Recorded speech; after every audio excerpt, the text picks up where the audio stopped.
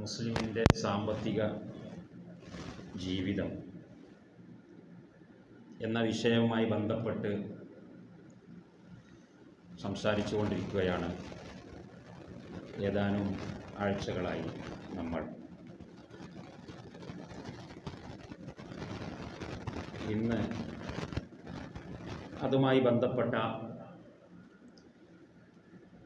ചില കാര്യങ്ങൾ കൂടെ സംസാരിക്കണമെന്ന് ഉദ്ദേശിക്കുന്നു.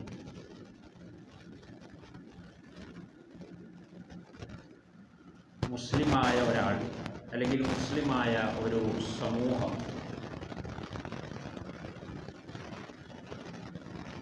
സാമ്പത്തിക ഇടപെടുമ്പോൾ പാലിക്കേണ്ട ഒരുപാട് മര്യാദകൾ, ഇത്തരം മര്യാദകളൊക്കെയും പൂർണ്ണമായി പാലിച്ചു പോരണമെങ്കിൽ വിശുദ്ധ ഇസ്ലാം നിഷ്കർഷിക്കുന്ന അള്ളാഹുവും അള്ളാഹുവിൻ്റെ പ്രവാചകനും പഠിപ്പിച്ചിട്ടുള്ളതായ രീതിയിൽ സംശുദ്ധമായ ഒരു സാമ്പത്തിക ജീവിതം കെട്ടിപ്പടുക്കണമെങ്കിൽ നമുക്കിവിടെ പറയാതെ വയ്യ ഒരു സംഗതി അത്യാവശ്യമായിട്ടുള്ളത്, അവൻ ജീവിക്കുന്ന അല്ലെങ്കിൽ അവർ ജീവിക്കുന്ന സാഹചര്യം സമ്പൂർണമായും ഇസ്ലാമിന് മേൽക്കോയ്മയുള്ള, രാഷ്ട്രീയമായും സൈനികമായുമൊക്കെ ഇസ്ലാമിന് പരമാധികാരമുള്ള ഒരു വ്യവസ്ഥിതിയിൽ മാത്രമേ സമ്പൂർണ്ണ ഇസ്ലാമിക ജീവിതം നയിക്കാൻ കഴിയുകയുള്ളൂ എന്നത് ഒരു സാമാന്യമായി നമ്മളൊക്കെ അറിഞ്ഞിരിക്കേണ്ട അല്ലെങ്കിൽ നമുക്ക് അറിയുന്ന ഒരു വസ്തുതയാണ്. കാരണം നമ്മൾ നേരത്തെ ഇവിടെ പറഞ്ഞ കാര്യങ്ങൾ പലതും, ഇനി പറയാൻ പോകുന്ന പലതും, ഇതൊക്കെ ഇപ്പം എങ്ങനെ നടക്കുമോ എന്ന് പലരും ചോദിക്കാറുണ്ട്. ഇതൊക്കെ ഇപ്പം നമ്മളെ നാട്ടിൽ നടക്കുമോ, നമ്മളെ ഈ കാലത്ത് നടക്കുമോ, ഇത് വെറുതെ കുറേ സംഗതികൾ ഇങ്ങനെ പറഞ്ഞുകൊണ്ട് എന്താ കാര്യം എന്ന് സ്വാഭാവികമായിട്ടും സംശയിക്കും. അപ്പോൾ അതിൻ്റെ ആ സംശയം നിങ്ങൾക്ക് വരാതിരിക്കാൻ വേണ്ടി അതിനെല്ലാത്തിനും കൂടെ ഉള്ളൊരു മറുപടിയാണ് എന്ത് രാഷ്ട്രീയം, എന്ത് സാംസ്കാരികം, നമുക്ക് അവിടെ എന്ത് റോളാണുള്ളത്, എനിക്കവിടെ എന്താ പറയാനുള്ളത്, ഞാൻ പറഞ്ഞിട്ടെന്താ കാര്യം, ഞാൻ പറഞ്ഞു പോയാൽ എന്നെക്കുറിച്ച് ഭീകരവാദി എന്ന് പറയില്ലേ, അല്ലെങ്കിൽ ഇസ്ലാമിക രാഷ്ട്രീയം എന്ന് പറയില്ലേ, അല്ലെങ്കിൽ ജിഹാദി എന്ന് പറയില്ലേ, പൊതുസമൂഹത്തിൽ ജീവിക്കാൻ കൊള്ളാത്തവനെന്ന് പറയില്ലേ, 6-ാം നൂറ്റാണ്ടുകാരൻ എന്ന് പറയില്ലേ എന്നൊക്കെ പഠിച്ചിട്ട്, അതിലൊക്കെ ഉപരി ഇത് കേവലം ഒരു ഉട്ടോപ്യ അല്ലേ, സാങ്കല്പികമല്ലേ, നിങ്ങൾ പറയുന്നൊക്കെ ഒരു കേവല സാങ്കല്പിക ലുട്ടാപ്പി കഥകളല്ലേ, ഇതൊക്കെ പ്രയോഗവൽക്കരിക്കാനുള്ള ഒരു ഭൂമിക നിങ്ങൾക്ക് ലഭിക്കുമോ എന്ന് പലരും ചിന്തിച്ചു പോയിട്ടുണ്ട്. അതുകൊണ്ടാണ് പലരുടെയും പ്രഭാഷണങ്ങളിലും പലരുടെയും എഴുത്തുകളിലും പലരുടെയും രചനകളിലും നിങ്ങൾക്ക് ഇതൊന്നും കാണാൻ കഴിയില്ല. അവർക്ക് എല്ലാ കാലത്തും പറയാനുള്ളത് ഇതന്നെ: ഒരു നിസ്കാരം, നോമ്പ്, ഹജ്ജ്, ഉംറ, ഖുർആൻ പാരായണം, ദിക്ർ ചെല്ലേണ്ട രീതി, സ്വലാത്ത് ചെല്ലേണ്ട രീതി എന്നും അതന്നെ. എന്നാൽ നമ്മളെ സംബന്ധിച്ചിടത്തോളം പറഞ്ഞാൽ തീരാത്ത, പറയാൻ സമയമില്ലാത്ത പ്രശ്നമാണ്. 1 മണിക്കൂർ സംസാരിക്കണം എന്ന് പറഞ്ഞാൽ ചിലപ്പോൾ 1.5 മണിക്കൂറായി പോകുന്ന പ്രശ്നമാണ്.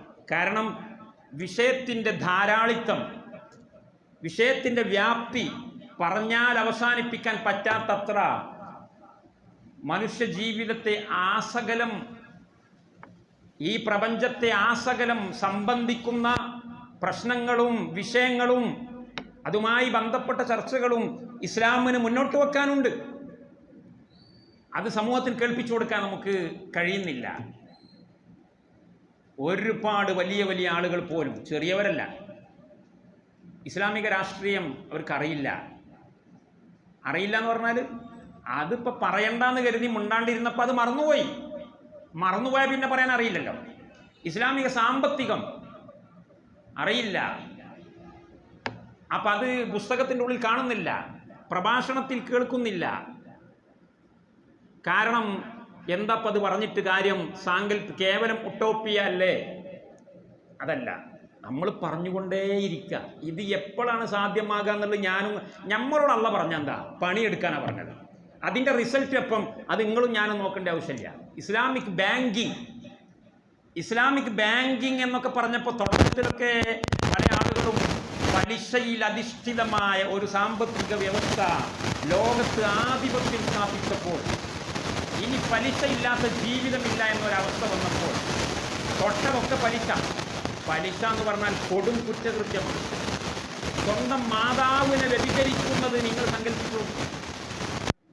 ഒരാൾ ഇങ്ങനെ വരുന്നുണ്ട് റോട്ടുമ്മക്കൂടെ, ആളടക്കൊക്കെ പള്ളിയിലൊക്കെ വരുന്ന ആളാണ്, നമ്മളെ കൂട്ടത്തിലൊക്കെ ഉള്ള ആളാണ്.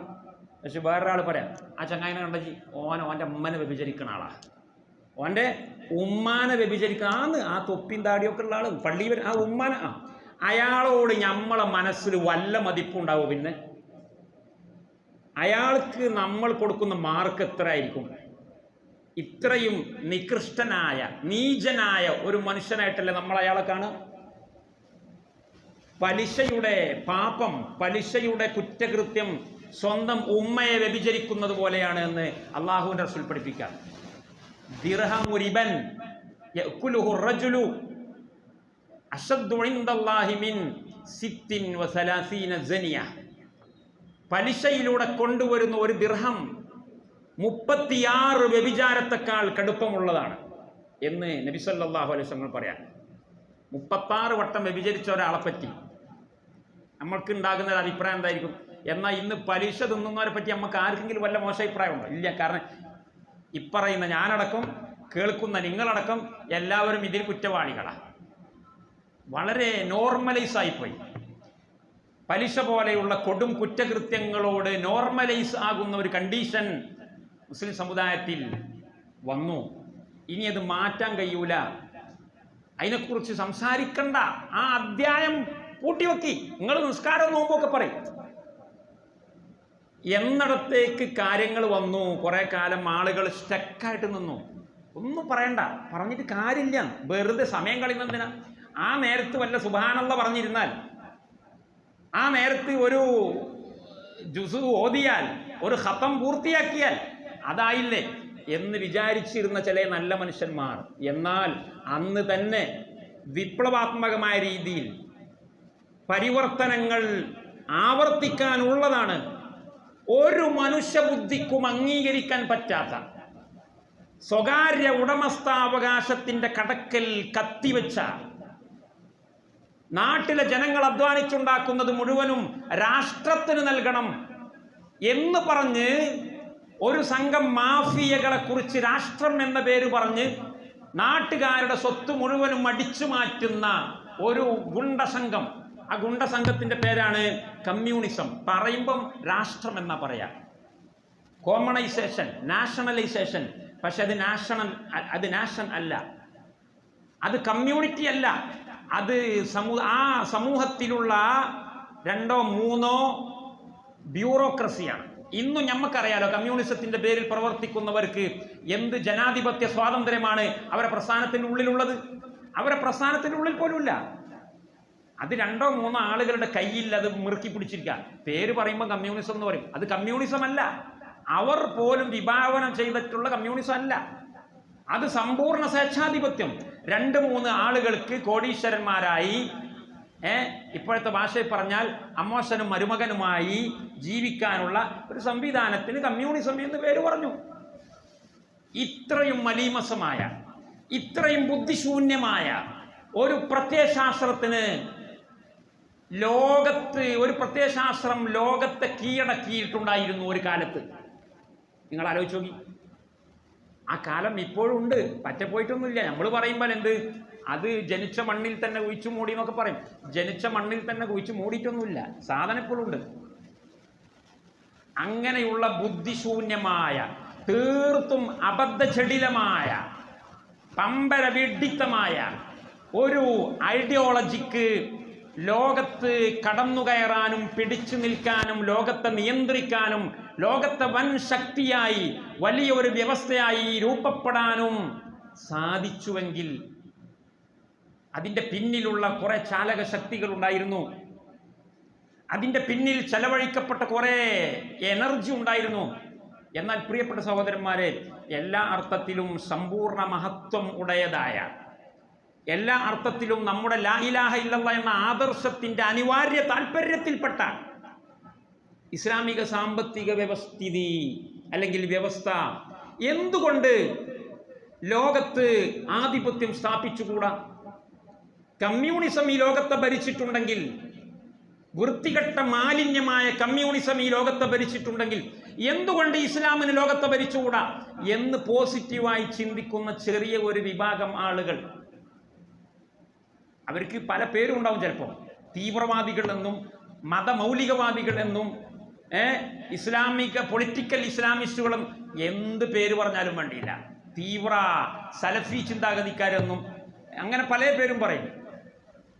അങ്ങനെയുള്ള കുറച്ച് ആളുകൾ കുറച്ച് നേരത്തെ തന്നെ പണിയെടുത്തു തുടങ്ങിയതിൻ്റെ ഫലമായി ഇന്ന് ഇസ്ലാമിക് എക്കണോമിയെക്കുറിച്ച് ലോകത്ത് ചർച്ച ചെയ്യുന്നു. ഇസ്ലാമിക് ബാങ്കിങ് നടപ്പിലാക്കണോ വേണ്ടേ എന്ന് ഈ കേരളത്തിൻ്റെ എട്ടാവട്ടത്ത് പോലും ചർച്ചയ്ക്ക് വിധേയമായി. നിങ്ങൾക്കറിഞ്ഞൂടെ? ഇവിടെ അടുത്ത് അധികം വർഷമൊന്നുമായിട്ടില്ല, കേരളത്തിൽ ഇസ്ലാമിക് ബാങ്കിങ് വേണമെന്ന ആവശ്യം മുന്നോട്ട് വെച്ചിട്ടുള്ളത് സാക്ഷാൽ കമ്മ്യൂണിസ്റ്റുകാരായിരുന്നു. അവർക്ക് പോലും മനസ്സിലായി. ലോകത്തിന്റെ പല ഭാഗങ്ങളിൽ, അമേരിക്കയിൽ പോലും ഇസ്ലാമിക് ബാങ്ക് ഉണ്ട്. അറബ് രാജ്യങ്ങൾ ഇന്ന് ഇസ്ലാമിക് ബാങ്കിനെ പരിശോധിച്ചു, പരീക്ഷിച്ചു, വിജയിച്ചു.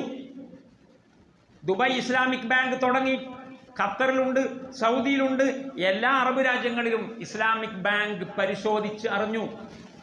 അത് വിജയകരമാണ്.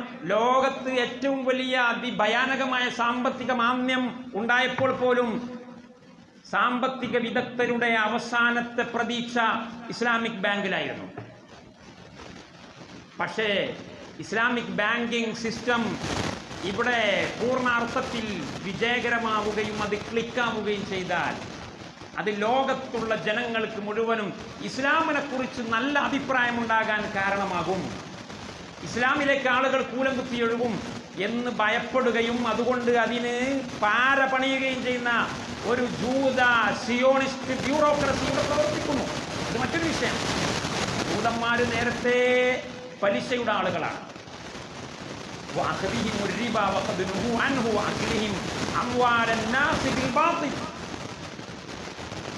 കൊടുക്കരുത്, വാങ്ങരുത് എന്ന് അവരോട് വിലക്ക് ഏർപ്പെടുത്തിയിട്ടുള്ള പലിശയുമായി അവർ ബന്ധപ്പെട്ടു. ജൂത സാമ്പത്തിക വ്യവസ്ഥിതി അടിമുടി പലിശയിൽ അധിഷ്ഠിതമാണ് എന്ന് അല്ലാഹു ഖുർആനിൽ പറഞ്ഞതാ. അങ്ങനെയുള്ള ജൂതന്മാർക്കായിരുന്നു പരിശുദ്ധ മദീനയിലെ വാണിജ്യ വ്യവസായ മേഖലയുടെ ആധിപത്യം. നബി സല്ലല്ലാഹു അലൈഹി വസല്ലം തങ്ങൾ മദീനയിലേക്ക് വരുമ്പോൾ അവിടെയുള്ള കമ്പോളം, അവിടെയുള്ള മാർക്കറ്റ് ജൂതന്മാരുടെ മാർക്കറ്റായിരുന്നു. ആ മാർക്കറ്റിനെ തല്ലിപ്പൊളിച്ച് തരിപ്പണമാക്കി അവിടെയാണ് പലിശമുക്തമായ സമ്പൂർണ്ണ സംശുദ്ധമായ ഒരു സാമ്പത്തിക വിപ്ലവം മുഹമ്മദ് റസൂലുള്ളാഹി സ്വല്ലല്ലാഹു അലൈഹി വസല്ലം 10 വർഷം കൊണ്ട് നടപ്പാക്കുന്നത്. എന്തുകൊണ്ട് നമുക്ക് അതിനെക്കുറിച്ച് ചിന്തിച്ചുകൂടാ? അത് നമ്മൾ പറഞ്ഞുകൊണ്ടിരിക്കണം, നമ്മൾ ചർച്ച ചെയ്തുകൊണ്ടിരിക്കണം. നമ്മുടെ ആളുകൾക്കെങ്കിലും പള്ളി മിമ്പർ അതെല്ലാം കൂടി പറയാനുള്ളതാ. പള്ളി മിമ്പറിൻ്റെ മുകളിൽ നിസ്കാരം മാത്രം പറയാനുള്ളതല്ല.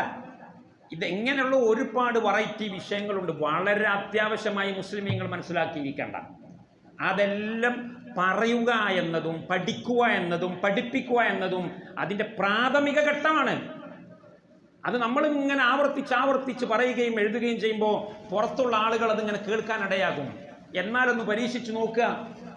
പലരും പരീക്ഷിക്കുന്നവർക്ക് അതിൻ്റെ ഗുണഫലങ്ങൾ അനുഭവിക്കാൻ കഴിയും. ഇന്ന് നമ്മൾ അതിനൊന്നും അവസരം കൊടുക്കുന്നില്ല. ഇത് പറയണ്ട, ഇസ്ലാമിൻ്റെ രാഷ്ട്രീയം പറയണ്ട, എത്താപ്പ പറഞ്ഞിട്ട് കാര്യം ഇരിക്കട്ടെ. അപ്പം അങ്ങനെ ഒരുപാട് വിഷയങ്ങൾ ആമുഖമായിട്ട് നമ്മളിതിൽ മനസ്സിലാക്കേണ്ടതുണ്ട്. പലിശയെക്കുറിച്ച്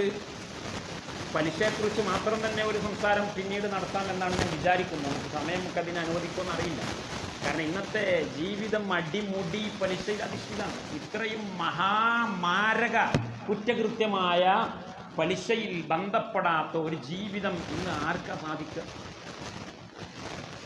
സാധിക്കും? ഒരു വാഹനം വാങ്ങണമെങ്കിൽ, ഇനി വാഹനമൊന്നും വാങ്ങിയിട്ടില്ലെങ്കിൽ ഒരു ബസ്സിന് ഇവിടുന്ന് കൊണ്ടോട്ടിയിലേക്ക് ബസ് കയറി പോകുന്ന ആൾ പോലും പലിശയിൽ ബന്ധപ്പെടുകയാണ്. ഗവൺമെൻറ് ജോലി എടുക്കുന്നയാൾ പലിശയിൽ ബന്ധപ്പെടേണ്ടി വരികയാണ്. പലിശയുമായി ബന്ധപ്പെടാത്ത ഒരു ജീവിതം അസാധ്യമായ ഒരു കാലം.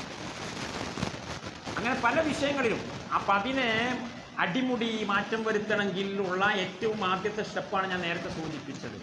സമ്പൂർണ്ണാർത്ഥത്തിൽ ഇസ്ലാമിന് മേൽക്കോയ്മയും പരമാധികാരവും ഉള്ള ഒരു വ്യവസ്ഥിതിയിൽ മാത്രമേ ഇസ്ലാമിൻ്റെ മറ്റുള്ള പദ്ധതികൾ മുഴുവനും അതിൻ്റെതായ ക്രമത്തിൽ സ്ഥാപിക്കാൻ കഴിയുകയുള്ളൂ.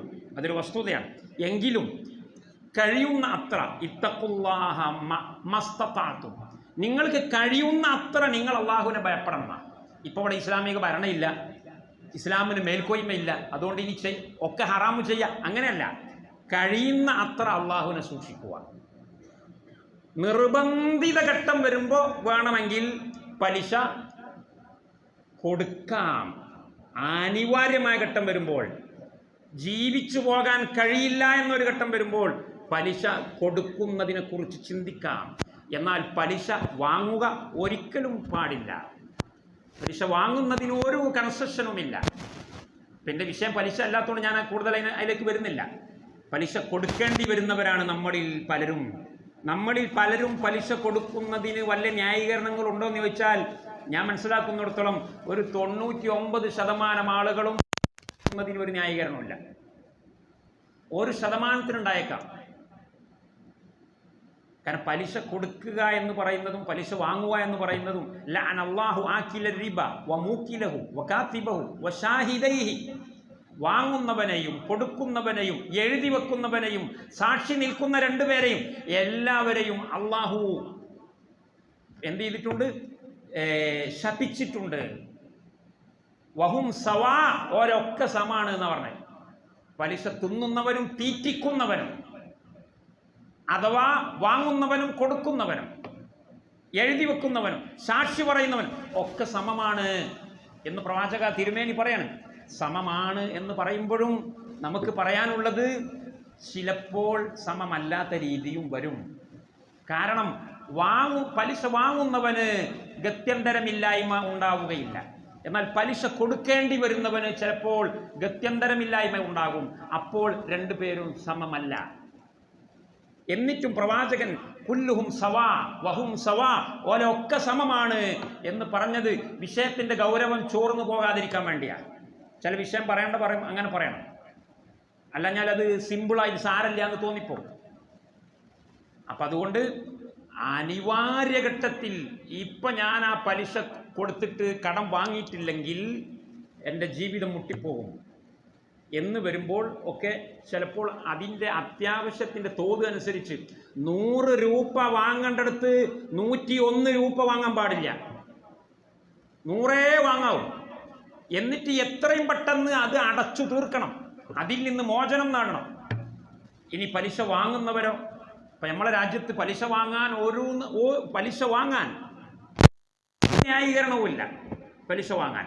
പക്ഷേ നമ്മുടെ ബിസിനസ്സുകാരുണ്ട്, സമ്പന്നരായ ആളുകളുണ്ട്, അവർക്ക് കറൻസി നോട്ടുകൾ, അവരുടെ മൂലധനം, അവരുടെ ലാഭം, സമ്പത്ത് വീട്ടിൽ കെട്ടിപ്പൂട്ടി വെക്കാൻ പറ്റാത്ത അവസ്ഥയാണ്. പല പ്രശ്നങ്ങളുണ്ട്, നിയമപരമായ പ്രശ്നങ്ങളുണ്ട്, സെക്യൂരിറ്റി പ്രശ്നങ്ങളുണ്ട്. അപ്പോൾ ഈ പണം ബാങ്കിൽ കൊണ്ടുപോയി ഇടാൻ അവർ നിർബന്ധിതരാവാം. ബാങ്കിൽ കൊണ്ടുപോയിട്ട് ഇടുക എന്ന് പറഞ്ഞാൽ എന്താ? അത് സൂക്ഷിപ്പ് സ്വത്തല്ല. നമ്മൾ കൊടുക്കുന്ന പണം, ബാങ്കിൽ കൊടുക്കുന്ന പണം സേവിങ് എന്നാ പറയാ. സേവിങ് അല്ല. ഇസ്ലാമിക വ്യവഹാരത്തിൽ സേവിങ് എന്ന് പറഞ്ഞാൽ എന്ത്? അതല്ല ഇവിടെ നടക്കുന്നത്. സേവിങ് പറഞ്ഞാൽ സൂക്ഷിക്കാൻ കൊടുക്കല. ഞാനിത് എൻ്റെ മൊബൈലിൽ സൂക്ഷിക്കാൻ കൊടുക്കാം.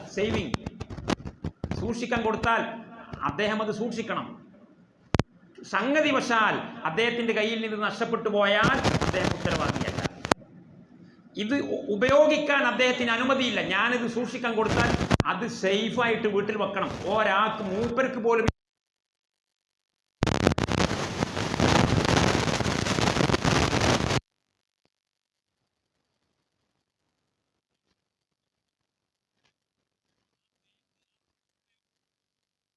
മറ്റുള്ളവർക്ക് കടം കൊടുക്കുന്നു, എന്നിട്ട് പലിശ വാങ്ങുന്നു. അല്ലെങ്കിൽ പിന്നെ തരക്കടില്ല, ലോക്കറിൽ വെക്കണം. നമ്മൾ 1 കോടി ഉറുപ്പ്യൻ്റെ നോട്ടിൻ്റെ കെട്ടൊന്നായിട്ട് കൊണ്ടുപോയിട്ട് ബാങ്കിൽ ലോക്കർ എടുത്തിട്ട് ആ ലോക്കറിൽ വെച്ചാൽ ഓക്കെ. അതിനെക്കുറിച്ച് സേവിങ് എന്ന് പറയാം. കാരണം അതിൻ്റെ ചാവി നമ്മുടെ കയ്യിലാണ്. ആ കറൻസി നോട്ടുകൾ സ്വർണം വെക്കുന്നത് പോലെ സ്വർണം കൊണ്ടുപോയി വെച്ചാൽ ബാങ്കുകാരനത് എടുക്കാൻ കഴിയില്ല, ചാവി നമുക്ക് തരും എന്നതുപോലെ ആണെങ്കിൽ അതിനെക്കുറിച്ച് സേവിങ് എന്ന് പറയും. അതിൽ പലിശ വരുന്നില്ല. അതേ സമയത്ത് നമ്മളിത് ബാങ്കിൽ കൊണ്ടുപോയിട്ട് ഇടുകയാണ് ഇപ്പോൾ സാധാരണ ഇടും പോലെ. പിന്നെ ആ പണം ബാങ്ക് തിരിമറി ചെയ്യുന്നു. അതിനെപ്പറ്റിയും ഇംഗ്ലീഷിൽ നമ്മൾ സേവിങ് എന്ന് പറയുന്നു എങ്കിൽ പോലും അത് സേവിങ് അല്ല. അറബിയിൽ അതിന് ഈദാ എന്നാ പറയും. ഈദാ എന്ന് പറഞ്ഞാൽ സൂക്ഷിക്കാൻ വേണ്ടി കൊടുക്കുക. ഇത് സൂക്ഷിക്കാൻ വേണ്ടി കൊടുത്തതല്ല. ഇത് അവർക്ക് കടം കൊടുക്കാൻ വേണ്ടി ബാങ്കിന് നമ്മൾ കടം കൊടുക്കുന്നു, എന്നിട്ട് ബാങ്ക് വേറുള്ളവർക്ക് കടം കൊടുക്കുന്നു. തിരിച്ചു തരുമ്പോൾ നമ്മളൊരാൾക്ക് 1000 രൂപ കടം കൊടുത്താൽ 1000 രൂപ മാത്രമേ ഇങ്ങോട്ട് വാങ്ങാൻ പാടുള്ളൂ. എന്നാൽ ബാങ്ക് നമ്മൾക്ക് എത്ര തരിക? 1 കോടി രൂപ ബാങ്കിൽ നമ്മൾ സേവിങ് വെച്ചാൽ തിരിച്ചു തരുമ്പോൾ 1 കോടി പ്ലസ് 10,000. ആ 10,000 പലിശയാണ്. അത് വാങ്ങാൻ നമുക്ക് പാടില്ല, അത് കൊടുക്കാൻ ബാങ്കിനും പാടില്ല. ബാങ്ക് അത് കൊടുക്കാൻ പാടില്ല, നമ്മളത് വാങ്ങാനും പാടില്ല. എന്നാൽ പലിശ വാങ്ങൽ നിർബന്ധമായിരിക്കും ചിലപ്പോൾ ചില രാജ്യങ്ങളിൽ. നിർബന്ധമായിരിക്കും ആ പലിശ വാങ്ങിക്കൊള്ളണം. എങ്കിൽ പിന്നെ എന്ത് ചെയ്യണം? അവിടെ പണ്ഡിതന്മാർ വിധി പറയുന്നു, ആ പലിശ വാങ്ങിയിട്ട് അത് നമ്മുടെ വയറ്റിലേക്ക് എത്താത്ത രീതിയിൽ എങ്ങനെങ്കിലും പൊതുവായ കാര്യങ്ങൾക്കോ പാവപ്പെട്ട ആളുകൾക്കോ മറ്റോ കൊടുക്കുക. സദക്ക ചെയ്യാനും കൂടി പറയേണ്ടതാണ്. കാരണം സദക്ക അല്ലാഹു തആല മോശപ്പെട്ട സമ്പത്ത് സ്വീകരിക്കുകയില്ല. ഇന്നല്ലാഹ ത്വയ്യിബുൻ ലാ യഖ്ബലു ഇല്ലാ ത്വയ്യിബൻ. അല്ലാഹു പരമ പരിശുദ്ധനാണ്, പരിശുദ്ധമല്ലാത്ത ഒന്നും അല്ലാഹു സ്വീകരിക്കുകയില്ല. അപ്പോൾ ബാങ്കിൽ നിങ്ങൾക്ക് കിട്ടിയ പലിശ ഞാൻ സദക്ക ചെയ്തു, കുറേ പാവങ്ങൾക്ക് സദക്ക ചെയ്തു എന്നൊന്നും അതിനെപ്പറ്റി പറയണ്ട. തൽക്കാലം നമ്മൾ അതിനെ കൈയൊഴിയുക. നമ്മളെ വാറ്റിലാക്കരുത്. നമുക്ക് അതുകൊണ്ടൊരു ഉപകാരം കിട്ടരുത്. നമ്മളെ വീട്ടിലുള്ള റോഡല്ല, പബ്ലിക് റോഡ്. നമുക്കായിട്ട് ഒരു പ്രത്യേകം ഉപകാരം അതുകൊണ്ട് കിട്ടരുത്. പൊതു നന്മക്ക് വേണ്ടി, അല്ലെങ്കിൽ നമ്മളല്ലാത്ത വേറെ ആരുടെയെങ്കിലും നന്മക്ക് വേണ്ടി അത് വിനിയോഗിക്കുക. നബി സല്ലല്ലാഹു അലൈഹി വസല്ലം തങ്ങളുടെ അടുക്കൽ ഒരിക്കൽ ഒരു പെണ്ണ് വിരുന്ന്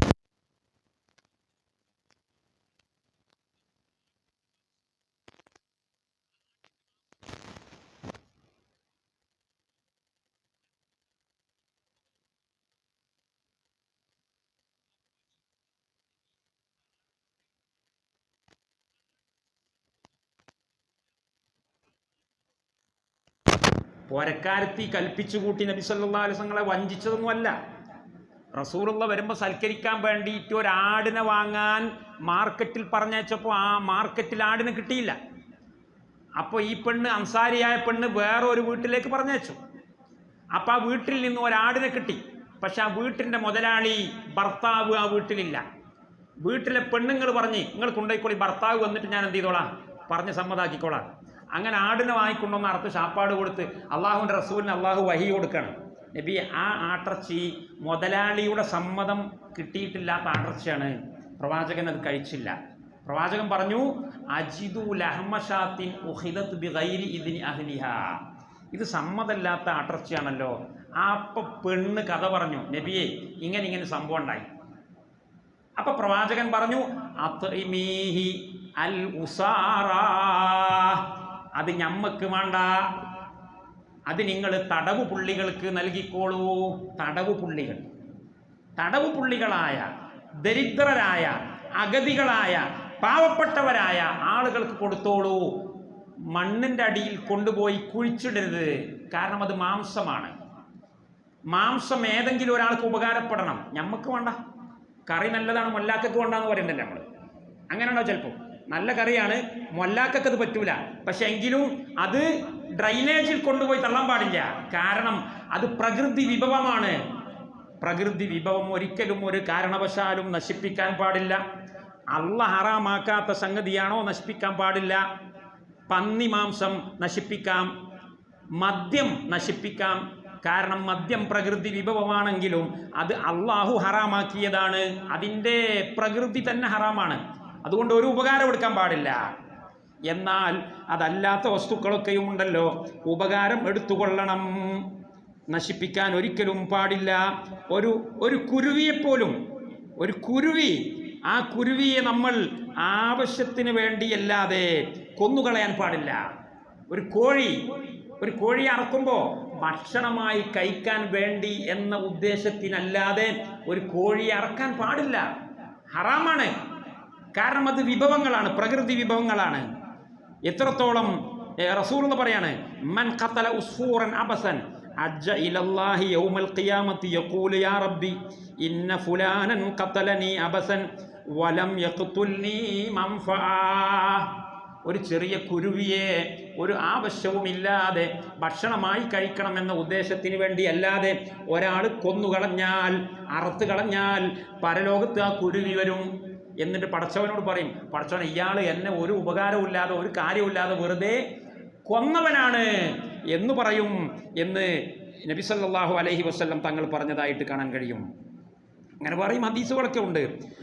അതുപോലെ കറവ ഉള്ള ആടിനെ അറക്കാൻ പാടില്ല എന്ന് പ്രവാചകൻ പറഞ്ഞു. ഇയ്യാക്കവൽ ഹലൂബ്, പാല് കറക്കുന്ന ഒരു എരുമയെയോ ഒരു പശുവിനെയോ ഒരാടിനെയോ അറക്കാൻ പാടില്ല.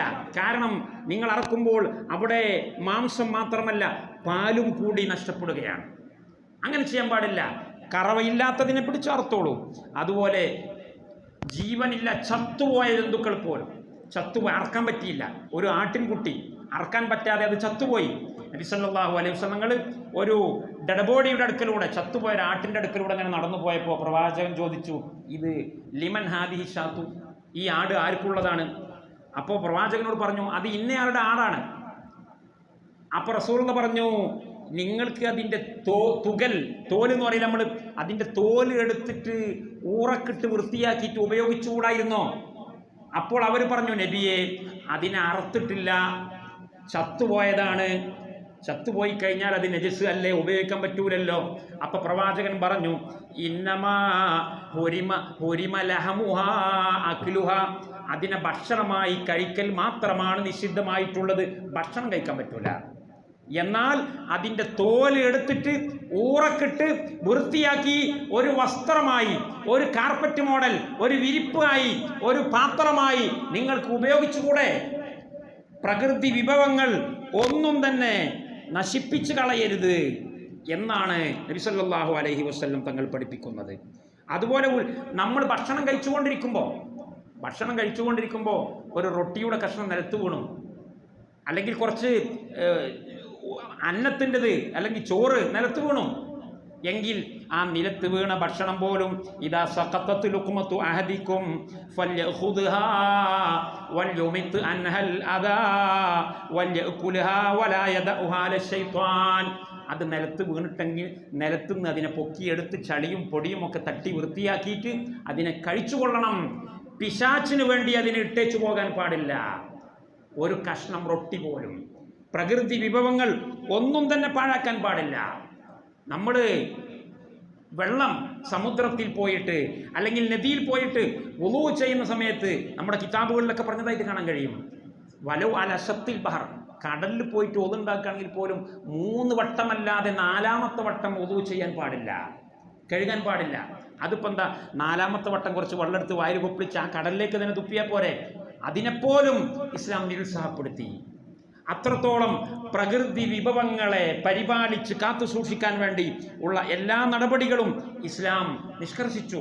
അതുപോലെ ഒഴിഞ്ഞു കിടക്കുന്ന ഭൂമി, കൃഷിയില്ല, ഉൽപാദനമില്ല, ആർക്കും അത് വേണ്ട, അങ്ങനെയുള്ള ഭൂമി ഒരു ഇസ്ലാമിക രാജ്യത്ത് ഉണ്ടെങ്കിൽ, ഞാൻ ഇന്ത്യ രാജ്യത്തെക്കുറിച്ചല്ല പറയുന്നത്, ഞാൻ നേരത്തെ തലക്കിൽ പറഞ്ഞിട്ടുണ്ട്, ഇസ്ലാമിക ഭരണം അങ്ങനെയുള്ള ഒരു രാജ്യത്ത് ഒഴിഞ്ഞു കിടക്കുന്ന ഉപയോഗശൂന്യമായ ഭൂമി ഉണ്ടെങ്കിൽ ഏതെങ്കിലും ഒരു മുസ്ലിമായ പൗരന് ആ ഭൂമിയിൽ പോയിട്ട് ഒരു പ്രത്യേകം അതിർത്തി വരച്ചുകൊണ്ട് 2 ഏക്കർ ഭൂമി കയറും ചൂടിയും കെട്ടി ബോർഡർ ഇട്ടുകൊണ്ട് ഞാൻ ഇവിടെ കൃഷി ഇറക്കുകയാണ് എന്ന് തീരുമാനിച്ച് ആ ഭൂമിയെ കൃഷിയോഗ്യമാക്കി എടുത്താൽ ആ ഭൂമി അവൻ്റെ ഉടമസ്ഥതയിലായി. ആണോ? 10 ഏക്കർ ഭൂമി അവന് വെറുതെ കിട്ടുക. മൻ അഹിയ അർളൻ മൈതത്തൻ ഫഹിയ ലഹു. ജീവനില്ലാതെ കിടക്കുന്ന ഭൂമി വല്ലൊരുത്തനും സജീവമാക്കിയാൽ ആ ഭൂമി അവനുള്ളതാണ്. കാരണം വെറുതെ കിടക്കാൻ പാടില്ല. എന്നിട്ട് അത് അവൻ എടുത്ത് ഉടമപ്പെടുത്തി കൊണ്ടുപോകുമ്പോൾ പിന്നീട് അവൻ പണിയൊന്നും എടുക്കാതെ അതിനെ വീണ്ടും തരിശായി ഉപേക്ഷിച്ചിടുകയാണെങ്കിൽ ഇസ്ലാമിക ഭരണകൂടം അവൻ്റെ കയ്യിൽ നിന്നത് വാങ്ങിയിട്ട് കൃഷി ചെയ്യുന്ന ആളുകൾക്ക് അത് കൊടുക്കണം എന്നുവരെ പറഞ്ഞതായിട്ട് കാണാൻ കഴിയും. അപ്പം മുസ്ലിം സമുദായം ഒരു കാരണവശാലും പ്രകൃതി വിഭവങ്ങളെ ഒരിക്കലും പാഴാക്കി കളയുന്നവരാവുകയില്ല. പ്രകൃതി വിഭവങ്ങളെ ഫലപ്രദമായി ചൂഷണം ചെയ്ത് ഉപയോഗപ്പെടുത്തിയെടുക്കുന്നതിൽ കാർക്കശ്യമുള്ളവരായിരിക്കും മുസ്ലിം സമുദായം. സ്വയം പര്യാപ്തത കൈവരിക്കാൻ വേണ്ടി അനിവാര്യമായ നിലയിൽ എങ്ങനെയെങ്കിലും ലാഭം ഉണ്ടാക്കുന്ന ഒരു ഏർപ്പാട് പറഞ്ഞരി, അങ്ങനെ ചിന്തിക്കുന്നവരല്ല മുസ്ലിം. എനിക്ക് പെട്ടെന്ന് ഹലാലായ കുറച്ച് പൈസ ഉണ്ടാക്കണം, നല്ലൊരു ബിസിനസ് പറഞ്ഞരി, നമ്മളിപ്പോൾ അങ്ങനെ ചിന്തിക്കാം. കുറേ ആൾക്കാർ പൈസ ഉണ്ടാക്കണം, ഞാൻ ഗൾഫിൽ പോവാണ്, മറ്റൊന്ന് അവിടെ പോവാണ്, ഓസ്ട്രേലിയ പോവാണ്, കോലാലംപൂരിൽ പോവാണ്, എനിക്കും വേണം കുറച്ച് പൈസ. അല്ല, ഹലാൽ തന്നെ, ഹറാമല്ല. ഹലാലായ കുറച്ച് പൈസ പെട്ടെന്ന് ഉണ്ടാക്കണം, നിങ്ങളൊരു വഴി പറഞ്ഞരി എന്ന് പറഞ്ഞാൽ നമ്മളിപ്പോൾ എന്തെങ്ങനെ ആലോചിച്ചിട്ട് ഇപ്പം പറ്റിയത് നല്ല കുഴിമന്തിൻ്റെ കാലാണ്. നിങ്ങൾ എവിടെയെങ്കിലും ഒരു കുഴിമന്തിൻ്റെ കട തുടങ്ങി, പെട്ടെന്ന് പൈസ ഉണ്ടാവും, ഹലാലായ പൈസ. അങ്ങനെയുള്ള ഒരു പ്രപ്പോസൽ ഒരു വിവേകിയായ മുസ്ലിം കൊടുക്കുകയില്ല. പിന്നെന്താ കൊടുക്കുക? സമുദായത്തിന് ഇപ്പോൾ ഏറ്റവും കൂടുതൽ ഉപകാരപ്രദമായ, സമുദായത്തിന് ഇപ്പോൾ ഏറ്റവും കൂടുതൽ ആവശ്യപ്രദമായ ഉൽപാദന മേഖല ഏതാണ്? ആ മേഖല അന്വേഷിച്ച് കണ്ടെത്തി അവിടെ എൻ്റെ കഴിവും യോഗ്യതയും എൻ്റെ മൂലധനവും ഉപയോഗിക്കണം എന്ന് ചിന്തിക്കുന്നവനാണ് ഇസ്ലാമിക സാമ്പത്തിക വിദഗ്ധൻ. അല്ലാതെ ഇപ്പൊ കുഴിമന്തിൻ്റെ കാലാണെങ്കിൽ കുഴിമന്തി, ചുട്ട കോയിൻ്റെ കാലാണെങ്കിൽ ചുട്ട കോയി, ഹൈപ്പർ മോളിൻ്റെ കാലാണെങ്കിൽ ഹൈപ്പർ മോള് എന്ന് വിചാരിച്ച് പരക്കം മണ്ടുന്നവനല്ല ഇസ്ലാം മുന്നോട്ട് വെക്കുന്ന ഉൽപാദകൻ. ഏറ്റവും അത്യന്താപേക്ഷിതമായിട്ടുള്ള, ഇപ്പോൾ നമ്മൾ ഏത് വിഷയത്തിലാണ് ബാക്ക്വേർഡ് ആയിട്ടുള്ളത്? നമ്മുടെ സമുദായത്തിൻ്റെ ശത്രുക്കൾ ഏത് വിഷയത്തിലാണ് ഫോർവേഡ് ആയിട്ടുള്ളത്? എന്തുകൊണ്ട് നമ്മൾ ബാക്ക്വേർഡായി? നമ്മുടെ ശ്രദ്ധയുടെ കുറവ് എവിടെയാണ് വന്നിട്ടുള്ളത്? അവിടെ നികത്താൻ ഞാനാണ് ഒന്നാമത് വരേണ്ടവൻ എന്ന് തീരുമാനിക്കുന്നവനാണ് ഇസ്ലാമിൻ്റെ കാഴ്ചപ്പാടിലുള്ള അത്യുത്തമനായ ഉൽപാദകൻ.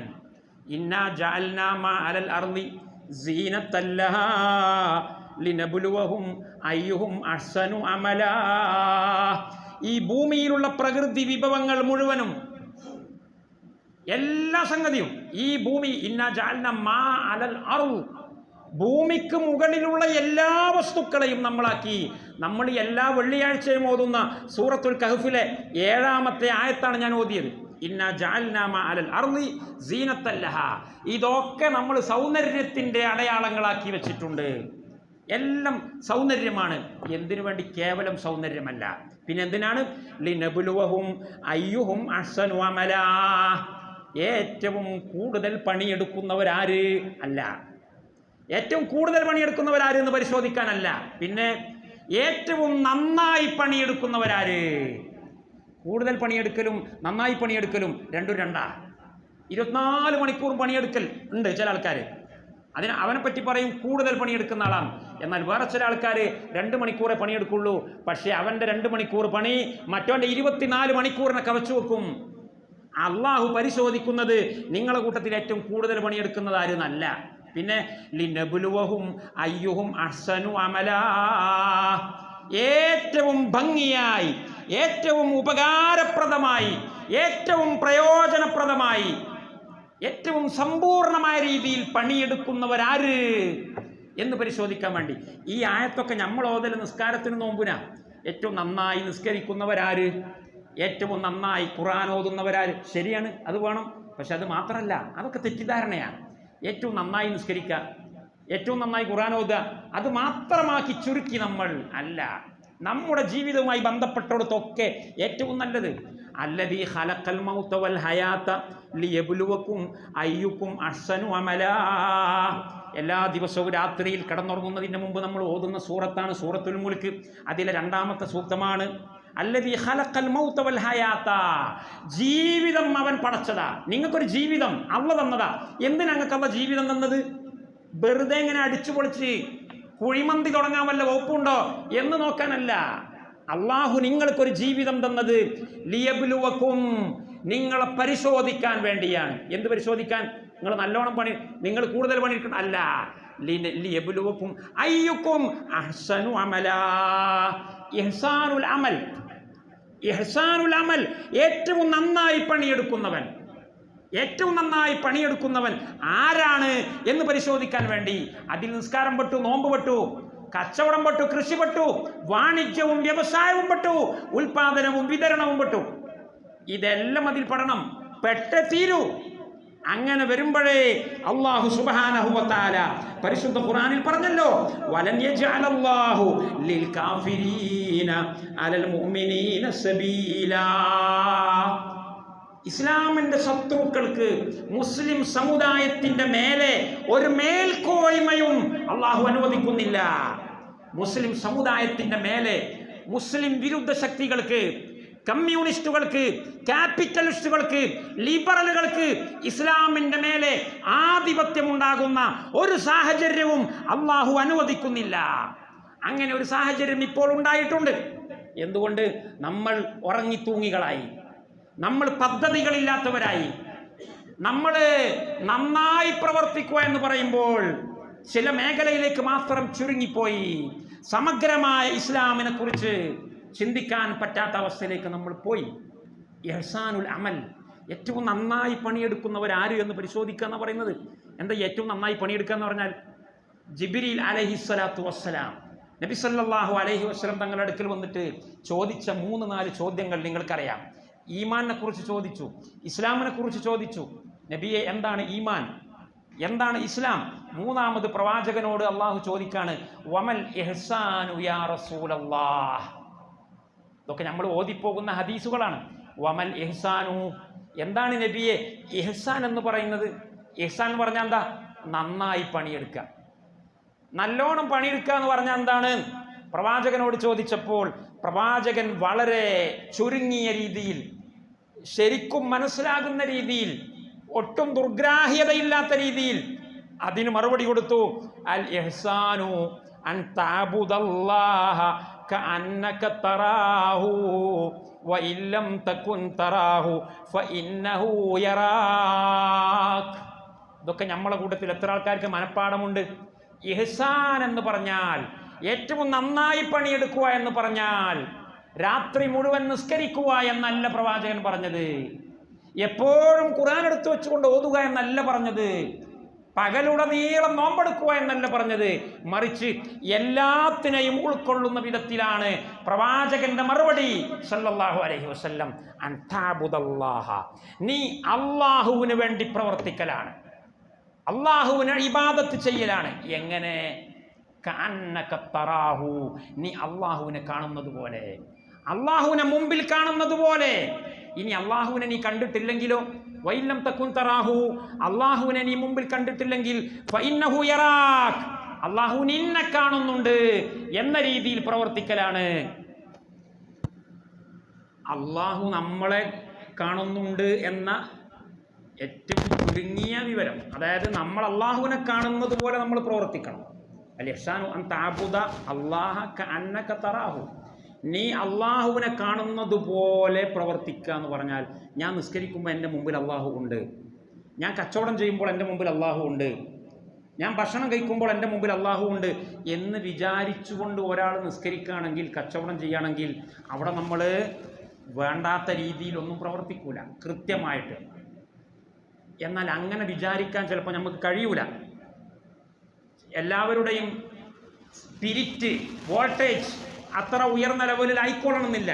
എങ്കിൽ അത്തരക്കാർക്ക് വേണ്ടി പ്രവാചകൻ പഠിപ്പിച്ചു കൊടുക്കുന്നു, വഇല്ലം തകുൻ തറാഹു, നീ അള്ളാഹുവിനെ കാണുന്നില്ലെങ്കിൽ, നിസ്കരിക്കുമ്പോൾ എൻ്റെ മുമ്പിൽ അള്ളാഹു ഉണ്ട് എന്ന ഒരു സങ്കല്പം, ഒരു മൂർത്തമായ രീതിയിൽ നിനക്ക് കൊണ്ടുവരാൻ കഴിയില്ലെങ്കിൽ നീ മനസ്സിലാക്കണം, ഫഇന്നഹു യറാക്, അള്ളാഹു നിന്നെ കാണുന്നുണ്ട്. അതിലേതായാലും പ്രശ്നമില്ലല്ലോ. അള്ളാഹിനെ നീ കാണുക, അത് ചിലപ്പോൾ നടക്കും, നടക്കാതിരിക്കും. എന്നാൽ അള്ളാഹു നിന്നെ കാണുക എന്നത് എല്ലാ സാഹചര്യത്തിലുമുണ്ട്. നീ നിസ്കരിക്കുമ്പോൾ അള്ളാഹു നിന്നെ കാണുന്നുണ്ട്, നീ മുതലാളിയുടെ ഷോപ്പിൽ ജോലി ചെയ്യുമ്പോൾ അള്ളാഹു നിന്നെ കാണുന്നുണ്ട്, നീ തൊഴിലുടമയുടെ ഫാക്ടറിയിൽ ജോലി ചെയ്യുമ്പോൾ അള്ളാഹ് നിന്നെ കാണുന്നുണ്ട്.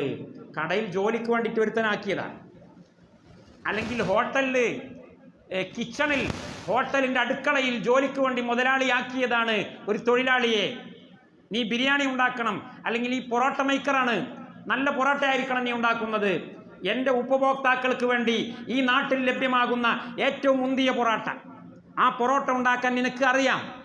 അതുകൊണ്ട് അതിലൊരിക്കലും മോശമായിട്ട് ഉണ്ടാകാൻ പാടില്ല, കൃത്രിമത്വം ഉണ്ടാകാൻ പാടില്ല, വൃത്തികേട് ഉണ്ടാകാൻ പാടില്ല, മാലിന്യങ്ങൾ ഉണ്ടാകാൻ പാടില്ല, ഇസ്ലാമിക വിരുദ്ധമായ ഒരു സംഗതി അതിലുണ്ടാകാൻ പാടില്ല.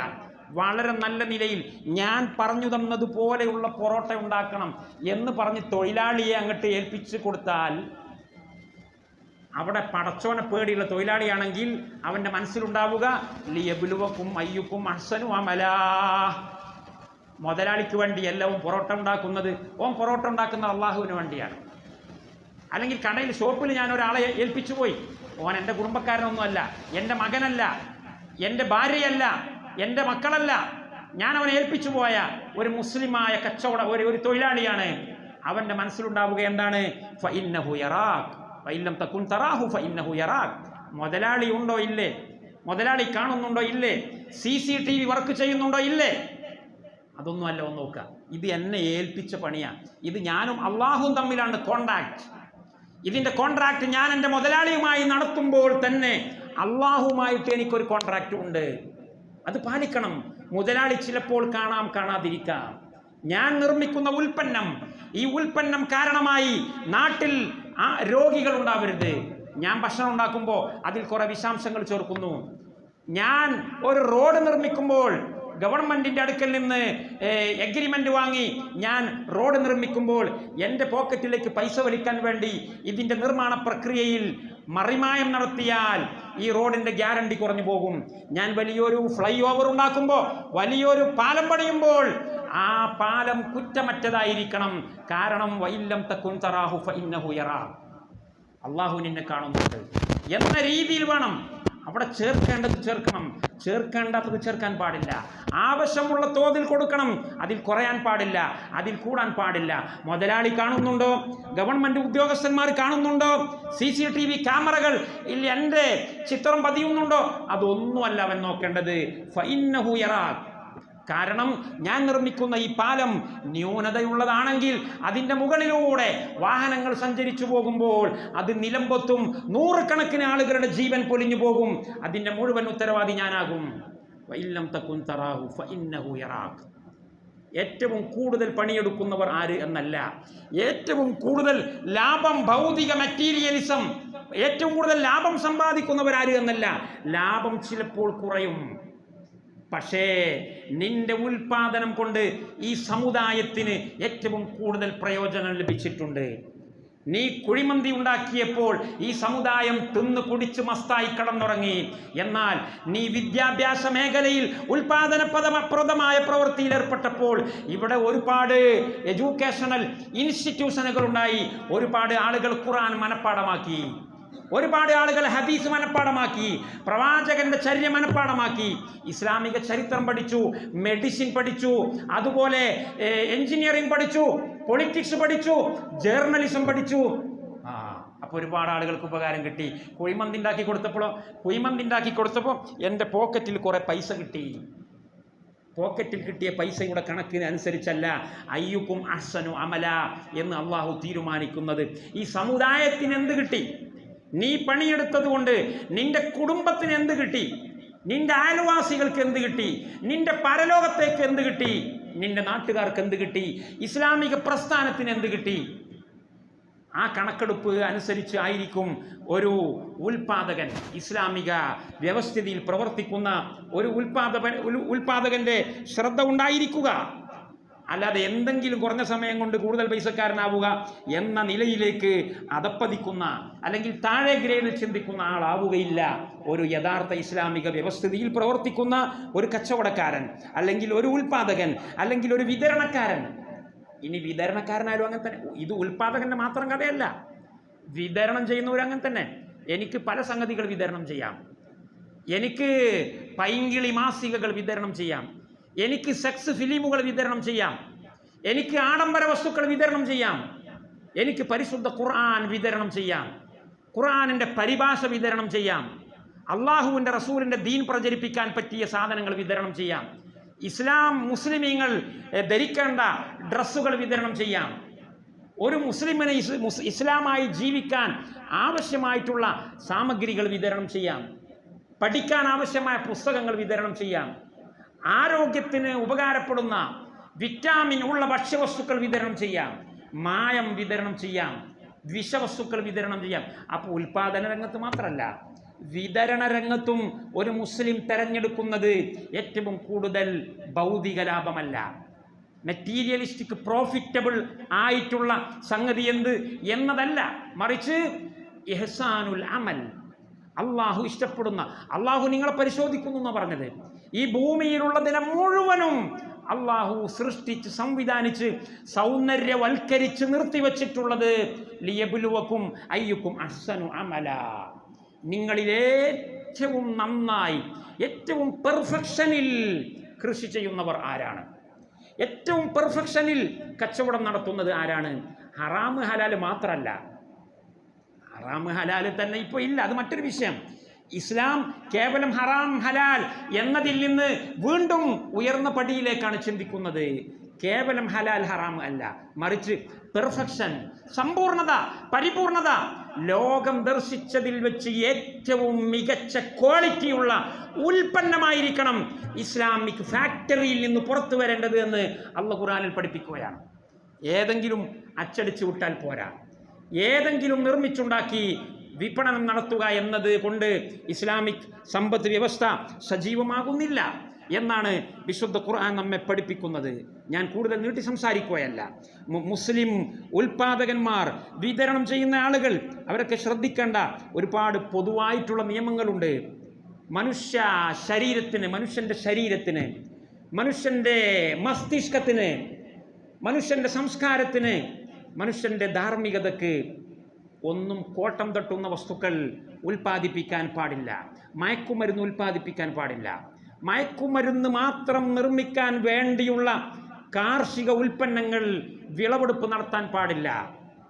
എന്തെങ്കിലും രോഗികൾക്ക് ഓപ്പറേഷൻ ചെയ്യാൻ വേണ്ടി, അനസ്തേഷ്യ പോലെയുള്ള സംഗതികൾക്ക് വേണ്ടി അനിവാര്യമായിട്ടുള്ള വല്ല സംഗതികളുണ്ടെങ്കിൽ അത് മാറ്റി നിർത്താം. അതേസമയത്ത് അതല്ലാത്ത ഉപദ്രവകരമായിട്ടുള്ള മയക്കുമരുന്ന് മേഖലയിലേക്ക് മാത്രം വിതരണം ചെയ്യപ്പെടേണ്ട വസ്തുക്കൾ ഒരു ഇസ്ലാമിക സാമ്രാജ്യത്തിൻ്റെ കീഴിൽ ഉൽപ്പാദിപ്പിക്കപ്പെടാൻ പാടുള്ളത് അല്ല.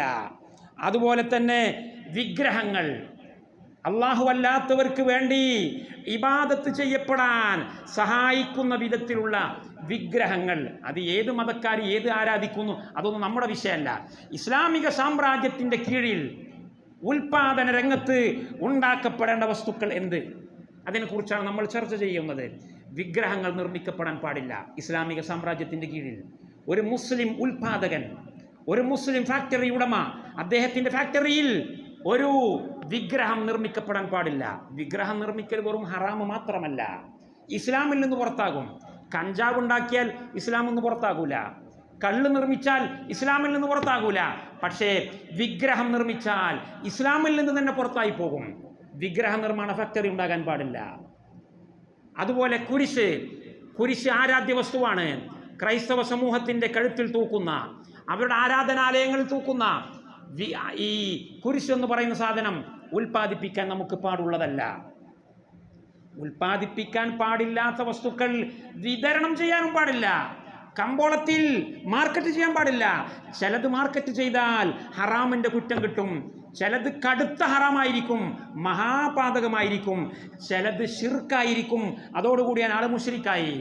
ചെയ്യാൻ പാടില്ല. ചില കടകളിലൊക്കെ ഉണ്ട്, ഞാൻ കാണുമ്പോൾ ഉണർത്തി കൊടുക്കാറുണ്ട്, അത് നിങ്ങൾ ചെയ്യാൻ പാടില്ല. നിങ്ങളവിടെ ബിസ്മില്ലാഹിർ റഹ്മാനിർ റഹീം എന്ന് പറയുന്ന സ്റ്റിക്കർ വിൽക്കും, അല്ലെങ്കിൽ മാഷാ അള്ളാ എന്ന് പറയുന്ന നല്ല ഒരു ബോർഡ് ഉണ്ടാകും, നല്ല ഇലക്ട്രിക് ലാമ്പൊക്കെ വെച്ചിട്ടുള്ള, അത് നിങ്ങൾ വിൽക്കും. അത് നിങ്ങൾ വിറ്റാലും വേണ്ടില്ല. അത് വിൽക്കലൊന്നും പ്രത്യേക സുന്നത്തുള്ള കാര്യമൊന്നുമല്ല. വിൽക്കുന്നവർക്ക് വിൽക്കാം. പക്ഷേ ഞാനിവിടെ ബിസ്മില്ലയും മാഷാ അള്ളയൊക്കെ വിൽക്കുമ്പോൾ ഇനിയിപ്പോൾ അപ്പുറത്ത് ഒരു രാമൻ്റെ ചിത്രം അല്ലെങ്കിൽ ഒരു വിഗ്രഹം കൊണ്ടുപോയിട്ട് അതിന് വിൽക്കാതിരുന്നാൽ ആൾക്കാരെന്നെ പറ്റി വർഗീയവാദി എന്ന് പറയില്ലേ, ആൾക്കാരെന്നെ പറ്റി തീവ്രവാദി എന്ന് പറയില്ലേ, ഈ കടയിലേക്ക് ആളുകൾ വരലില്ലാതായി പോകൂലേ? അങ്ങനെയുള്ള ചിന്തകളൊന്നും ഇസ്ലാം അനുവദിക്കുന്നില്ല. ഒന്നുകിൽ നിങ്ങൾ ബിസ്മില്ല വിൽക്കണ്ട, മാഷാ അള്ളയും വിൽക്കണ്ട, മറ്റതും വിൽക്കണ്ട. അല്ലെങ്കിൽ നിങ്ങൾ ബിസ്മില്ല വിറ്റോളി, മാഷാ അള്ള വിറ്റോളി. വിഗ്രഹം നിങ്ങൾ വിൽക്കാൻ പാടില്ല. എൻ്റെ കണ്ണിൽപ്പെടുന്ന ആളുകളോട് ഞാൻ പറഞ്ഞു കൊടുക്കാറുണ്ട്, ഈ എടവണ്ണപ്പാറ മാർക്കറ്റിൽ തന്നെ പറഞ്ഞു കൊടുത്തിട്ടുണ്ട്.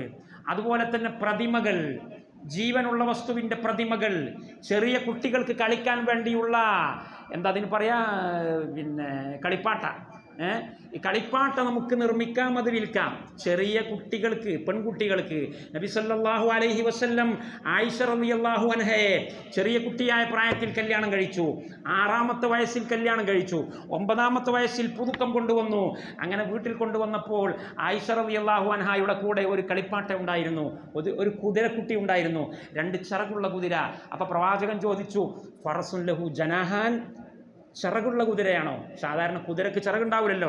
ആയിഷ ബീവി പറഞ്ഞു, നാം ഫറസുൻ ലഹു ജനാഹാൻ, എന്താ 2 ചിറകുണ്ടായാലും കുഴപ്പം? പ്രവാചകൻ സമ്മതിച്ചു, ചിരിച്ചു, അതിന് സമ്മതം കൊടുത്തു. അതിൽ നിന്ന് നമ്മുടെ പണ്ഡിതന്മാർ പറയുന്നു, പെൺകുട്ടികൾക്ക്, ഇനി ആൺകുട്ടികൾക്കും ആവാമെന്ന് പറഞ്ഞവരുണ്ട്, ചുരുങ്ങിയത് പെൺകുട്ടികൾക്ക് കളിക്കാൻ വേണ്ടി കളിപ്രായത്തിൽ കളിപ്പാട്ടങ്ങൾ, അത് ജീവനുള്ളതാണെങ്കിലും ജീവനില്ലാത്തതാണെങ്കിലും അനുവദനീയമാണ്. പക്ഷേ അത് നമ്മൾ ഷോക്കേസിലും മറ്റൊന്നും വെക്കരുത്, നിസ്കരിക്കുന്നതിന് മുമ്പിൽ കൊണ്ടുപോയി വെക്കരുത്. അത് ആ പെൺകുട്ടികൾ കളിക്കുന്ന ഭാഗത്ത്, അവരുടെ കളിസ്ഥലങ്ങളിൽ ആയിഷ റളിയല്ലാഹു അൻഹയുടെ കളിപ്പാട്ട ഒരു സ്ക്രീനിൻ്റെ അപ്പുറത്താണ് എന്ന് പറഞ്ഞത് കേൾക്കുന്നു. അല്ലാഹു ആലം, ഞാൻ ആ ഹദീസ് പരിശോധിച്ച് ഉറപ്പുവരുത്തിയിട്ടില്ല, സ്ക്രീനിൻ്റെ അപ്പുറത്താണോ അല്ലേ എന്ന്. ഏതായിരുന്നാലും അത് പൊതുവിൽ പ്രത്യക്ഷപ്പെടുത്തേണ്ട ഒരു പ്രദർശന വസ്തുവാക്കി വെക്കരുത്. അതല്ലാത്ത, ഈ പറഞ്ഞതല്ലാത്ത എല്ലാ പ്രതിമകളും, ജീവനുള്ള വസ്തുവിന് ജീവിക്കാൻ ആവശ്യമായ ശരീരഭാഗങ്ങൾ പ്രതിമകളായി നിർമ്മിക്കലും അത് വിതരണം ചെയ്യലും അത് പ്രദർശിപ്പിക്കലും കടുത്ത തെറ്റാണ്, അള്ളാഹു ശപിച്ചിട്ടുള്ളതാണ്. ഈ എടവണ്ണപ്പാറ ടൗണിൽ തന്നെയുള്ള ചില തുണിക്കടകളിൽ ഞാൻ കയറുമ്പോൾ എനിക്ക് അങ്ങനെ അനുഭവപ്പെട്ടിട്ടുണ്ടായിരുന്നു, 1-2 പ്രാവശ്യം. അപ്പോൾ ഞാൻ അവരോട് പറഞ്ഞു, ഫുള്ളായിട്ടുള്ളത് നിങ്ങൾ വെക്കരുത്, ഉടലും തലയും ഒന്നായിട്ടുള്ള പ്രതിമ നിങ്ങൾ ഇവിടെ നിന്ന് എടുത്ത് ഒഴിവാക്കാതിരുന്നാൽ നിങ്ങളുടെ ഈ കടയിൽ അള്ളാഹുവിൻ്റെ ലാനത്ത് ഇറങ്ങിക്കൊണ്ടേയിരിക്കും. ഒരു ബർക്കത്തുണ്ടാവില്ല നിങ്ങളെ ഈ കടയിൽ. ബർക്കത്തുണ്ടാവില്ല എന്നുള്ളത് മാത്രമല്ല, കടുത്ത ഹറാമാണ് നിങ്ങൾ ചെയ്യുന്നത്. വ്യഭിചാരം പോലെ, കള്ളുകുടി പോലെയുള്ള ഹറാമാണ് നിങ്ങൾ ചെയ്യുന്നത്. ലഅനല്ലാഹുൽ മുസവ്വിരീൻ, അള്ളാഹു പ്രതിമ നിർമ്മിക്കുന്നവരെ ശപിച്ചിട്ടുണ്ട്. അതുകൊണ്ട് ചെയ്യാൻ പാടില്ല. കടയിൽ എനിക്ക് ഒരു പർദ്ദ ഇങ്ങനെ ഷോ ചെയ്യാൻ വേണ്ടിയിട്ടാണ്, ഒരു പർദ്ദ പ്രദർശിപ്പിക്കാൻ വേണ്ടിയിട്ടാണ്, അല്ലെങ്കിൽ ഒരു ടീഷർട്ട്, ഒരു പാൻസും ടീഷർട്ടും ഒരുമിച്ച് പ്രദർശിപ്പിക്കാൻ വേണ്ടിയിട്ടാണ്, അതൊന്നും ന്യായമല്ല. അതിനുവേണ്ടി സമ്പൂർണ്ണ ജീവിയുടെ രൂപത്തിൽ, അത് മനുഷ്യൻ്റെ കോലാലും വേണ്ടിയില്ല, മൃഗത്തിൻ്റെ കോലാലും വേണ്ടിയില്ല, അത്തരത്തിലുള്ള പ്രതിമകൾ നിർമ്മിക്കാൻ പാടില്ല. അത്തരത്തിലുള്ള പ്രതിമകൾ വിതരണം ചെയ്യാൻ പാടില്ല, വിപണനം ചെയ്യാൻ പാടില്ല. എന്നാൽ വെറും തല മാത്രം കുഴപ്പമില്ല, ഒരു മനുഷ്യൻ്റെ തല മാത്രം, ഉടലില്ല, അത് പ്രദർശിപ്പിക്കാം, അത് നിർമ്മിക്കാം, അത് വിൽപ്പന നടത്താം. തലയില്ലാതെ ഉടൽ മാത്രം ഉണ്ടായാലും ഇപ്പോൾ ഒരു ടീഷർട്ട് തൂക്കാൻ പറ്റുമല്ലോ, ഉടൽ മാത്രമാകുന്നതിന് കുഴപ്പമില്ല. കൈ മാത്രം അല്ലെങ്കിൽ പാൻറ് മാത്രം പ്രദർശിപ്പിക്കാൻ, അരയുടെ താഴ്ഭാഗത്ത് മാത്രം, അതെല്ലാം ആവാം. എന്നാൽ ജീവൻ നിലനിൽക്കാൻ ആവശ്യമായ രൂപം, ആ രൂപങ്ങൾ ഉണ്ടായാൽ അവന് ജീവിക്കാൻ കഴിയും. അങ്ങനെയുള്ള ഒരു രൂപം, ഒരു ജീവിയുടെ രൂപവും നിർമ്മിക്കാനോ പ്രദർശിപ്പിക്കാനോ വിപണനം ചെയ്യാനോ വിതരണം ചെയ്യാനോ ഒന്നും തന്നെ പാടുള്ളത് അല്ല. അപ്പം അതെല്ലാം തടയപ്പെടേണ്ട സംഗതികളാണ്. അതുപോലെ തന്നെ ഞാൻ ഇടയ്ക്ക് സൂചിപ്പിക്കുകയാണ്, ജാറങ്ങളുടെ ഫോട്ടോ, ജാറം, പുത്തമ്പള്ളി ജാറം, മമ്പറം ജാറം, വലിയ കുബ്ബയാണ്, പച്ച കുബ്ബയാണ് എന്ന് പറഞ്ഞ് നമ്മുടെ വീട്ടിൻ്റെ മുമ്പിൽ ജാറത്തിൻ്റെ ഫോട്ടോ കൊണ്ടുപോയി തൂക്കുന്ന ആളുകളുണ്ട്. അള്ളാഹുവിൻ്റെ റസൂൽ വിലക്കിയിട്ടുള്ളതാണ്, ശപിച്ചിട്ടുള്ളതാണ്. ലഅനല്ലാഹുൽ യഹൂദ വന്നസ്വാറ ഇത്തഖദു ഖുബൂറ അംബിയാഇഹിം മസാജിദ. ജൂതന്മാരെയും നസ്രാനികളെയും അള്ളാഹു ശപിച്ചിട്ടുണ്ട്. കാരണം അവർ അമ്പിയാക്കന്മാരുടെയും പുണ്യപുരുഷന്മാരുടെയും അന്തിയുറങ്ങുന്ന ഖബറിടങ്ങൾ ആരാധനാ സ്ഥലങ്ങളാക്കി മാറ്റി, ജാറങ്ങളാക്കി മാറ്റി. അതുകൊണ്ട് ജാറങ്ങളുടെ ഫോട്ടോ ജാറം ഉണ്ടാക്കാനേ പാടില്ല. ഉണ്ടാക്കിയ ജാറങ്ങൾ തല്ലിപ്പൊളിക്കണം. ഇസ്ലാമിക ഭരണകൂടമുള്ള സ്ഥലങ്ങളിൽ ആ ജാറത്തിൻ്റെ ഫോട്ടോ ഉണ്ടാക്കാൻ പാടില്ല. ഉണ്ടാക്കിയ ഫോട്ടോ കാശ് കൊടുത്ത് വാങ്ങാൻ പാടില്ല, വിൽക്കാൻ പാടില്ല, വീട്ടിൽ തൂക്കി വെക്കാൻ പാടില്ല.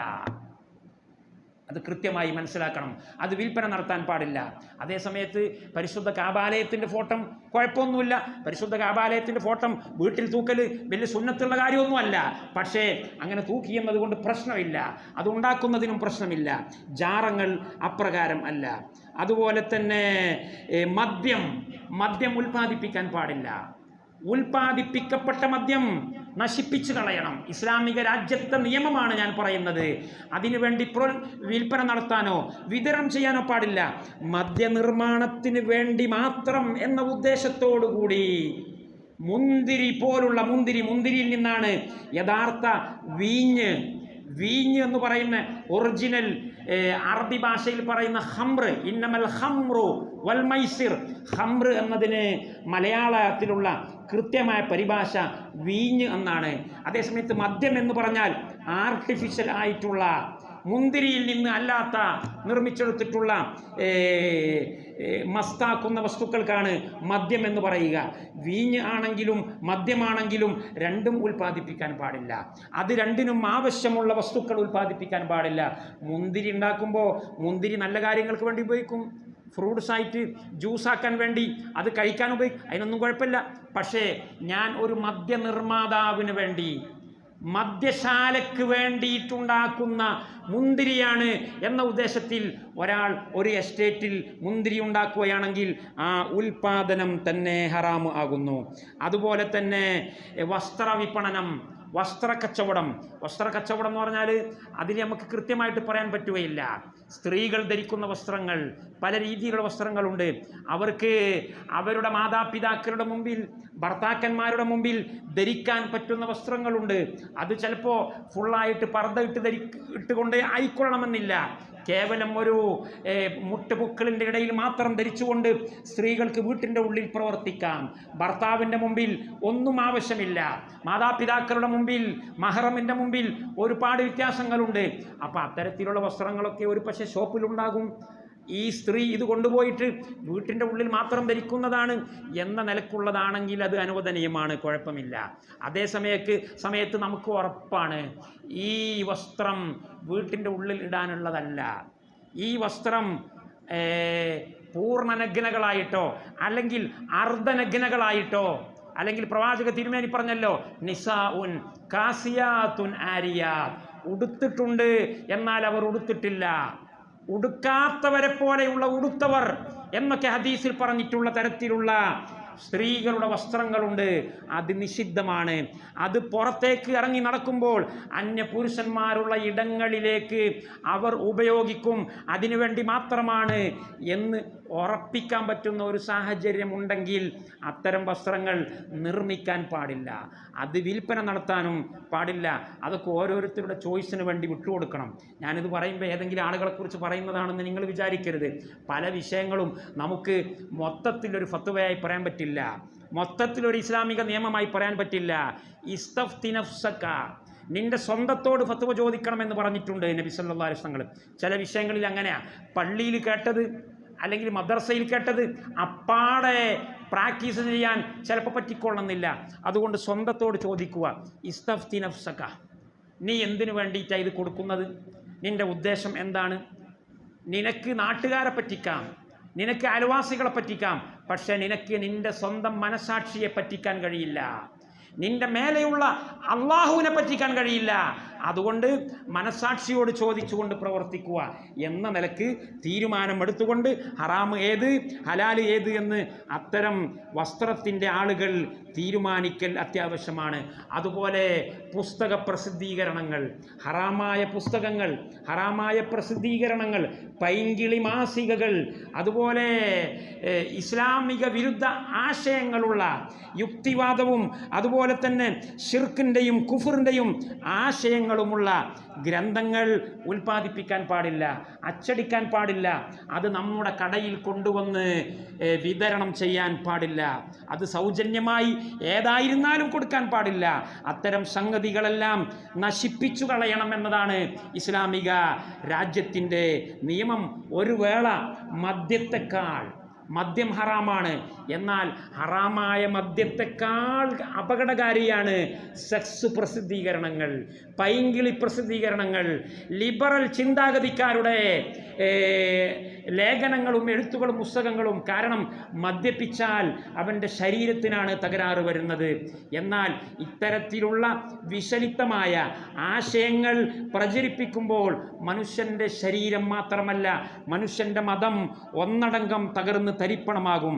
അതുകൊണ്ട് അത്തരത്തിലുള്ള ഉൽപ്പന്നങ്ങളൊന്നും തന്നെ നമ്മൾ ഉൽപ്പാദിപ്പിക്കാനും അത് വിതരണം ചെയ്യാനും അത് കച്ചവടം ചെയ്യാനും ഒന്നും പാടുള്ളത് അല്ല. അതുപോലെ ഒരു സംഗതിയും കൂടി പറഞ്ഞ് ഞാൻ അവസാനിപ്പിക്കുകയാണ്. കച്ചവട രംഗത്ത് വ്യാപകമായി നടക്കുന്ന ഒരു സംഗതിയാണ് പരസ്യം. പരസ്യം എന്ന് പറയുന്നത് ഒരു വലിയ ലോകമാണ്. പരസ്യം തന്നെ ഒരു വ്യവസായമാണ്, പരസ്യ വ്യവസായം. ഇനി ആ പരസ്യ വ്യവസായത്തിന് വേറെ പരസ്യം കൊടുക്കേണ്ടി വരും. ആ രീതിയിലാണ് കാര്യങ്ങളുടെ കിടപ്പ്. ഈ കച്ചവടത്തിന് പരസ്യം കൊടുക്കുന്നത് തന്നെ ഒരു നല്ല കാര്യമൊന്നുമല്ല. ഇതൊക്കെ ഒരു പക്ഷേ നിങ്ങൾ കേൾക്കുമ്പോൾ സർപ്രൈസ് ആകും. അതെന്താ ഇപ്പോൾ പരസ്യമില്ല ഞാൻ നടക്കുക. പരസ്യം അങ്ങനെ കൊടുത്തിട്ട് കമ്പോളത്തിൽ ഒരു ഉപഭോഗ സംസ്കാരം വളർത്തിയെടുക്കുക എന്നത് ഇസ്ലാം ആഗ്രഹിക്കുന്ന സംഗതിയല്ല. കുറേ ആൾക്കാരെ കൊണ്ട് കുഴിമന്തി തീറ്റിപ്പിക്കാം, കുറേ ആൾക്കാരെ കൊണ്ട് ഹൈ ലെവല് ലക്ഷറി വാഹനങ്ങൾ വാങ്ങിപ്പിക്കാം, വാങ്ങിക്കോളിയോ എന്ന് പറഞ്ഞിട്ട്. അങ്ങനെ കൃത്രിമമായി വാങ്ങിപ്പിക്കേണ്ടതില്ല. ഒരു സൈക്കിൾ വേണം, എനിക്കൊരു സൈക്കിൾ വേണം, ആ സൈക്കിൾ വേണം എന്ന് എനിക്ക് ആവശ്യം വരുമ്പോൾ എനിക്കത് മനസ്സിലാവും. എനിക്കിപ്പോൾ ഒരു സൈക്കിളിൻ്റെ ആവശ്യമുണ്ട്. അത് എന്നോട് ആരും പറഞ്ഞൊന്നുമല്ല, നാട്ടുകാർ പറഞ്ഞല്ല, കുറേ പരസ്യം ഇങ്ങനെ കേട്ടപ്പോൾ ഞാൻ തീരുമാനം എടുത്തല്ല. എനിക്കിപ്പോൾ നടന്നു പോകാൻ പ്രയാസമുണ്ട്, സമയമല്ല, പെട്ടെന്ന് എത്തേണ്ടതുണ്ട്. അപ്പോൾ എനിക്കൊരു സൈക്കിൾ വേണം. അപ്പോൾ ആ സൈക്കിൾ എവിടെ കിട്ടും അത് ഞാൻ അന്വേഷിച്ച് കണ്ടെത്തും. അപ്പം ഞാൻ ആ സൈക്കിൾ പോയിട്ട് വാങ്ങും. അതേ സമയത്ത് എൻ്റെ നാട്ടിലെ അങ്ങാടിയിൽ വലിയൊരു സൈക്കിളിൻ്റെ വലിയൊരു പരസ്യം, നല്ല മിന്നിത്തിളങ്ങുന്ന കളർഫുള്ളായിട്ടുള്ള ഒരു പരസ്യം കിട്ടി വെച്ചാൽ ഞാൻ സൈക്കിൾ വാങ്ങുന്നതിൻ്റെ മുന്നേ സൈക്കിൾ വാങ്ങാൻ നിർബന്ധിതനാകും. എൻ്റെ നാട്ടുകാർ മുഴുവൻ സൈക്കിൾ വാങ്ങാൻ നിർബന്ധിതനാകും. ഇങ്ങനെ എല്ലാവരെ കൊണ്ടും കൂടി സൈക്കിൾ വാങ്ങിപ്പിക്കുന്ന പരിപാടി ഇസ്ലാം പ്രോത്സാഹിപ്പിക്കുന്നില്ല. കുഴിമന്തി തിന്നേണ്ട ആളുകളുണ്ടെങ്കിൽ കുഴിമന്തി തിന്നോട്ടെ, നമ്മളതിനെതിരല്ല. പക്ഷെ നാട്ടുകാരെ കൊണ്ട് മുഴുവൻ കുഴിമന്തി തീറ്റിപ്പിച്ചേ നിൽക്കൂ. കാരണം എനിക്ക് കുഴിമന്തിൻ്റെ കടയുണ്ട്, അതുകൊണ്ട് ഈ നാട്ടിലുള്ള എല്ലാവരും കുഴിമന്തി വാങ്ങണം, കഴിക്കണം എന്ന് പറയുന്ന രീതിയാണ് പരസ്യത്തിൻ്റെ ലാംഗ്വേജ്. പരസ്യം എന്ന് പറഞ്ഞാൽ എന്താ? നിങ്ങൾ ബെരി വാങ്ങിക്കോളി, നിങ്ങളെല്ലാവരും എൻ്റെ അടുത്തേക്ക് വരി, എൻ്റെ അടുക്കലുള്ള സാധനം വളരെ നല്ല സാധനമാണ്. ഞാൻ പറയുന്ന പരസ്യം സത്യസന്ധമായ പരസ്യത്തെക്കുറിച്ചാണ്. സത്യസന്ധമല്ലാത്ത പരസ്യം പറയണ്ട. ഞാൻ പറയുന്നത് കൃത്യമായി സത്യം മാത്രമുള്ള പരസ്യം. 100% കോട്ടൺ എന്ന് പറഞ്ഞിട്ട് ബനിയൻ ഡ്രസ്, ബനിയൻ ക്ലോത്ത്, ഇന്നർ ഡ്രസ്സിങ്ങുകൾ എൻ്റെ അടുക്കലുണ്ട്. 100% കോട്ടൺ. അതിൽ 100% കോട്ടൺ ഇല്ല, 99% ഉള്ളൂ. 99 തന്നെ ഉണ്ടോയെന്ന് അറിയില്ല, 90 ഉള്ളൂ. എങ്കിൽ ആ പരസ്യം ഹറാമാണ്. ആ പരസ്യത്തിലൂടെ ഉണ്ടാക്കുന്ന കച്ചവടവും ഹറാമാണ്. കാര്യം വളരെ അപകടകരമാണ്. എത്ര ആളുകളാണ് കള്ളത്തരം പറഞ്ഞുകൊണ്ട് പരസ്യം കൊടുക്കുന്നത്? വലിയ കമ്പനികൾ പരസ്യം കൊടുക്കുന്നു, ചെറിയ ഉൽപ്പന്നങ്ങൾ പരസ്യം കൊടുക്കുന്നു. ഒരു കടയുടെ പരസ്യം വേണമെങ്കിൽ കൊടുക്കാം, ഒരു ഷോപ്പിൻ്റെ പരസ്യവും ഒരു ഉൽപ്പന്നത്തിൻ്റെ പരസ്യവും ഒക്കെ വ്യത്യാസമുണ്ട്. ഒരു ഷോപ്പ് എന്ന് പറഞ്ഞാൽ എന്താ? ആ ഷോപ്പിൽ പല സാധനങ്ങളുണ്ടാകും. ചെരുപ്പുണ്ടാകും, ബാഗ് ഉണ്ടാകും, കുട ഉണ്ടാകും, പേന ഉണ്ടാകും, സോപ്പ് ഉണ്ടാകും, സാബൂൻ ഉണ്ടാകും. ഇതൊക്കെ കുറേ ആൾക്കാർക്ക് ആവശ്യമുള്ളതല്ലേ. അതുകൊണ്ട് ഒരു സ്റ്റേഷനറി കട ഇവിടെ ഉണ്ട്, ആ പരസ്യവും ഇന്ന സോപ്പിൻ്റെ പരസ്യം, ആ ഇന്ന സോപ്പ് ഉണ്ട്, ഈ സോപ്പിന് ഇങ്ങനെ പ്രത്യേകതകളുണ്ട്. അതിൽ ചിലത് സത്യമായിരിക്കും, ചിലത് കളവായിരിക്കും. അപ്പോൾ സ്പെസിഫൈഡ് പ്രൊഡക്റ്റിൻ്റെ പരസ്യവും മൊത്തത്തിലൊരു കടയുടെ പരസ്യവും ഒക്കെ വ്യത്യാസമുണ്ട്. ഞാനിതൊക്കെ പറയുന്നത് ചില ആളുകൾക്കൊക്കെ വിഷമമുണ്ടാകും. എങ്കിൽ പോലും സൂക്ഷിക്കണമല്ലോ. നമ്മൾ പരമാവധി സൂക്ഷ്മത പുലർത്തി നമ്മുടെ സമ്പത്ത് ഹലാലാക്കി മാറ്റാൻ കാർക്കശ്യം കാണിക്കുന്നവരായിരിക്കും ഒരു ശരിയായ മുസ്ലിം. നബി സല്ലല്ലാഹു അലൈഹി വസല്ലം തങ്ങൾ അന്നേത്തെ കാലത്ത് പറഞ്ഞു, ജാഹിലിയ കാലത്ത്, അന്ന് പരസ്യങ്ങളൊന്നുമില്ല, അന്ന് വലിയ ബോർഡ് വെച്ചിട്ട് പരസ്യമൊന്നും ഉണ്ടാവില്ല. പിന്നെ അന്ന് പ്രൊഡക്റ്റ് ചെലവഴിക്കാൻ ഉൽപ്പന്നങ്ങൾക്ക് മാർക്കറ്റ് ചെയ്യാൻ, കമ്പോളത്തിൽ കച്ചവടം ഉണ്ടാക്കാൻ വേണ്ടി ആളുകൾ സ്വീകരിച്ചിരുന്ന ഒരു പരിപാടിയാണ് സത്യം ചെയ്യുക എന്നത്. വല്ലാഹി ഇന്നും അറബികളെടുക്കൽ മിസ്രികളും മറ്റുമൊക്കെ ആണെങ്കിൽ കച്ചവടത്തിന് സാധനം വാങ്ങാൻ വേണ്ടി ചെന്നാൽ വല്ലാഹി റബ്ബിൽ കാബ, വല്ലാഹിൽ അള്ളീം എന്നൊക്കെ പറഞ്ഞിട്ട് അവർ 2, 3, 4 വട്ടം സത്യം ചെയ്ത് നിങ്ങളെ കൊണ്ട് സാധനം വാങ്ങിപ്പിക്കും. അപ്പോൾ നമ്മൾ സ്വാഭാവികമായിട്ടും നല്ല താടിയൊക്കെ ഉള്ള തൊപ്പിയൊക്കെ ഇട്ടെ നമ്മളെ പള്ളിയിൽ നിസ്കരിക്കാൻ വരുന്ന ഒരാൾ വല്ലാഹി എന്ന് പറഞ്ഞ് സത്യം ചെയ്യുമ്പോൾ എന്തായാലും ഇപ്പോൾ കള്ളത്തരം പറയില്ലല്ലോ, മൂപ്പര് പറയുന്നത് സത്യം തന്നെ ആയിരിക്കും എന്ന് കരുതിയിട്ട് ആളുകൾ ഇത് വാങ്ങാൻ പ്രേരിതരാകും. കണ്ടോ, പ്രേരിപ്പിക്കുക, മോട്ടിവേഷൻ കൊടുക്കുക. ആളുകളെ കൊണ്ട് സാധനം വാങ്ങാൻ നമ്മൾ പ്രേരിപ്പിക്കണ്ട, ആളുകൾ ആവശ്യക്കാരാണ്. ആവശ്യക്കാർ നിങ്ങൾ പറഞ്ഞാലും പറഞ്ഞില്ലെങ്കിലും വാങ്ങും. ആവശ്യക്കാരല്ലാത്തവനെ കൊണ്ട് വാങ്ങിക്കോളി വാങ്ങിക്കോളി വാങ്ങിക്കോളി എന്ന് പറഞ്ഞിട്ട് ചില മാർക്കറ്റുകൾ ഉണ്ടാവും. മാർക്കറ്റിങ്ങിന് വേണ്ടി ആളെ നിർത്തുക. ഒരു ഷോപ്പിൽ ചെന്നാൽ ചില ആൾക്കാർ വെറുപ്പിക്കും. നമ്മൾ ഷോപ്പിൽ പോകുന്നത് ചിലപ്പോൾ ആ ഷോപ്പ് കാണാൻ വേണ്ടിയായിരിക്കും, ചിലപ്പോൾ ഒരു നിശ്ചിത സാധനം വാങ്ങാൻ വേണ്ടിയായിരിക്കും. മറ്റേ സാധനം എനിക്ക് വേണ്ട, എനിക്ക് വേണ്ടത് ഒരു സാബൂനാണ്, തുണിയും കുപ്പായൊക്കെ അലക്കാൻ വേണ്ടി ഒരു സാബൂൻ. അതിൻ്റെ അപ്പുറത്ത് വേറൊരാൾ നിൽക്കുന്നുണ്ടാവും, ഇവിടെ നല്ല ഒരു കമ്പനീൻ്റെ വേറൊരു പ്രൊഡക്റ്റ് ഉണ്ട്, വാങ്ങിക്കോളി എന്ന് പറഞ്ഞാണ്ട് വെറുപ്പിക്കുമ്പോൾ എങ്ങനെ ഇപ്പം ഞാൻ ഇയാളെ അവഗണിക്കുക എന്ന് പറഞ്ഞിട്ട് ഞാനത് വാങ്ങിപ്പോകും. അതൊരു ശരിയായ സംസ്കാരം അല്ല. അതിനെ ഇസ്ലാം നിരുത്സാഹപ്പെടുത്തുന്നു. ഈ സത്യത്തെക്കുറിച്ച് അള്ളാഹുവിൻ്റെ റസൂൽ പറയുകയാണ്, ഇയ്യാക്കും വകസ്റത്തൽ ഹിൽഫ്, നിങ്ങൾ കൂടുതലായി അള്ളാഹുവിനെ വിളിച്ചിട്ട്, ബദരീങ്ങളെ വിളിച്ചിട്ടല്ല, വല്ലാഹി എന്ന് പറയുന്നത്, ബദരീങ്ങളെന്നല്ല, വല്ലാഹി എന്ന് പറഞ്ഞുകൊണ്ട് തന്നെ നിങ്ങൾ സത്യം ചെയ്തുകൊണ്ട് കച്ചവടം നടത്തുന്നത് സൂക്ഷിക്കണം. ഇയ്യാക്കും വകസ്റത്തൽ ഹിൽഫി ഫിൽ ബൈഇ, കച്ചവടം നടത്തുമ്പോൾ തൊള്ള തുറന്നാൽ വല്ലാഹി പറയുന്ന രീതി നിങ്ങൾ അവസാനിപ്പിക്കണം. ഫഇന്നഹു യുനഫിഖു, സത്യം ചെയ്താൽ നല്ല കച്ചവടം ഉണ്ടാകും. ഫഇന്നഹു യുനഫിഖു, നിങ്ങളെ മാർക്കറ്റിംഗ് നല്ലോണം നടക്കും. പക്ഷേ സുമ്മ യംഹഖു, അത് ആ കച്ചവടത്തിൻ്റെ ബർക്കത്തിനെ നശിപ്പിച്ചു കളയും. കച്ചവടത്തിൽ ബർക്കത്തുണ്ടാവില്ല. ഇന്ന് ഇത് പഴയ കാലത്തുള്ള പരസ്യത്തിൻ്റെ രീതിയാണ്. അന്ന് സത്യം ചെയ്യലാണ്. ഇന്നും ചിലപ്പോൾ സത്യം ചെയ്യുന്നവരുണ്ടാകാം. എന്നാൽ ഇന്ന് സത്യം ചെയ്യുന്നതിൻ്റെ സ്ഥാനത്ത് നിൽക്കുന്ന ആധുനിക രീതിയാണ് പരസ്യം കൊടുക്കൽ. കണ്ടമാനം പരസ്യം. ഈ പരസ്യം നിങ്ങൾ നോക്കി, വല്ലാഹി എന്ന് പറയുമ്പോൾ ഒരു പ്രശ്നമേ ഉള്ളൂ. എന്താ, വായ കൊണ്ട് ഇങ്ങനെ പറയുന്നു, അത് കാരണമായിട്ട് ഇയാൾ വാങ്ങുന്നു. എന്നാൽ പരസ്യം കൊണ്ടുണ്ടാകുന്ന കുലുമാലെന്താ നിരകൾ, ഈ ഒരു പ്രൊഡക്റ്റിന് വേണ്ടി, ഈ ഒരു പ്രൊഡക്റ്റ് ലോകത്ത് മുഴുവനും എത്തിക്കാൻ വേണ്ടി ഇതിൻ്റെ നിർമ്മാതാവ് ഇതിൻ്റെ നിർമ്മാണ ചിലവിലേക്ക് ഒരു സംഖ്യ വേറെ തന്നെ നീക്കി വെക്കുന്നു. നിർമ്മാണ ചെലവിലേക്ക് എന്ന് പറഞ്ഞാൽ അതിൻ്റെ മാർക്കറ്റിംഗ് പ്രോസസ്സിന് വേണ്ടിയിട്ട്. ഇത് മാർക്കറ്റ് ചെയ്യണ്ടേ, ഇത് മാർക്കറ്റ് ചെയ്യണമെങ്കിൽ 4 ആൾക്കാർ അറിയണ്ടേ. അമേരിക്കയിലും ചൈനയിലും ജപ്പാനിലും ഇന്ത്യയിലുമുള്ള എല്ലാ ആളുകളും അറിയണം. അത് യൂട്യൂബിൽ പരസ്യം കൊടുക്കണം, ഫേസ്ബുക്കിൽ കൊടുക്കണം, ലോകത്തുള്ള വലിയ ക്യാപിറ്റൽ സിറ്റികളിലൊക്കെ പരസ്യം കൊടുക്കണം. എത്ര കോടി ഉറുപ്പികയാണ് പരസ്യത്തിന് വേണ്ടി ചെലവഴിക്കുന്നത്. വല്ലാഹി പറയുന്നതിനേക്കാളും കടുപ്പമാണ് പരസ്യം. വല്ലാഹിയിൽ കാശിൻ്റെ ചെലവില്ല.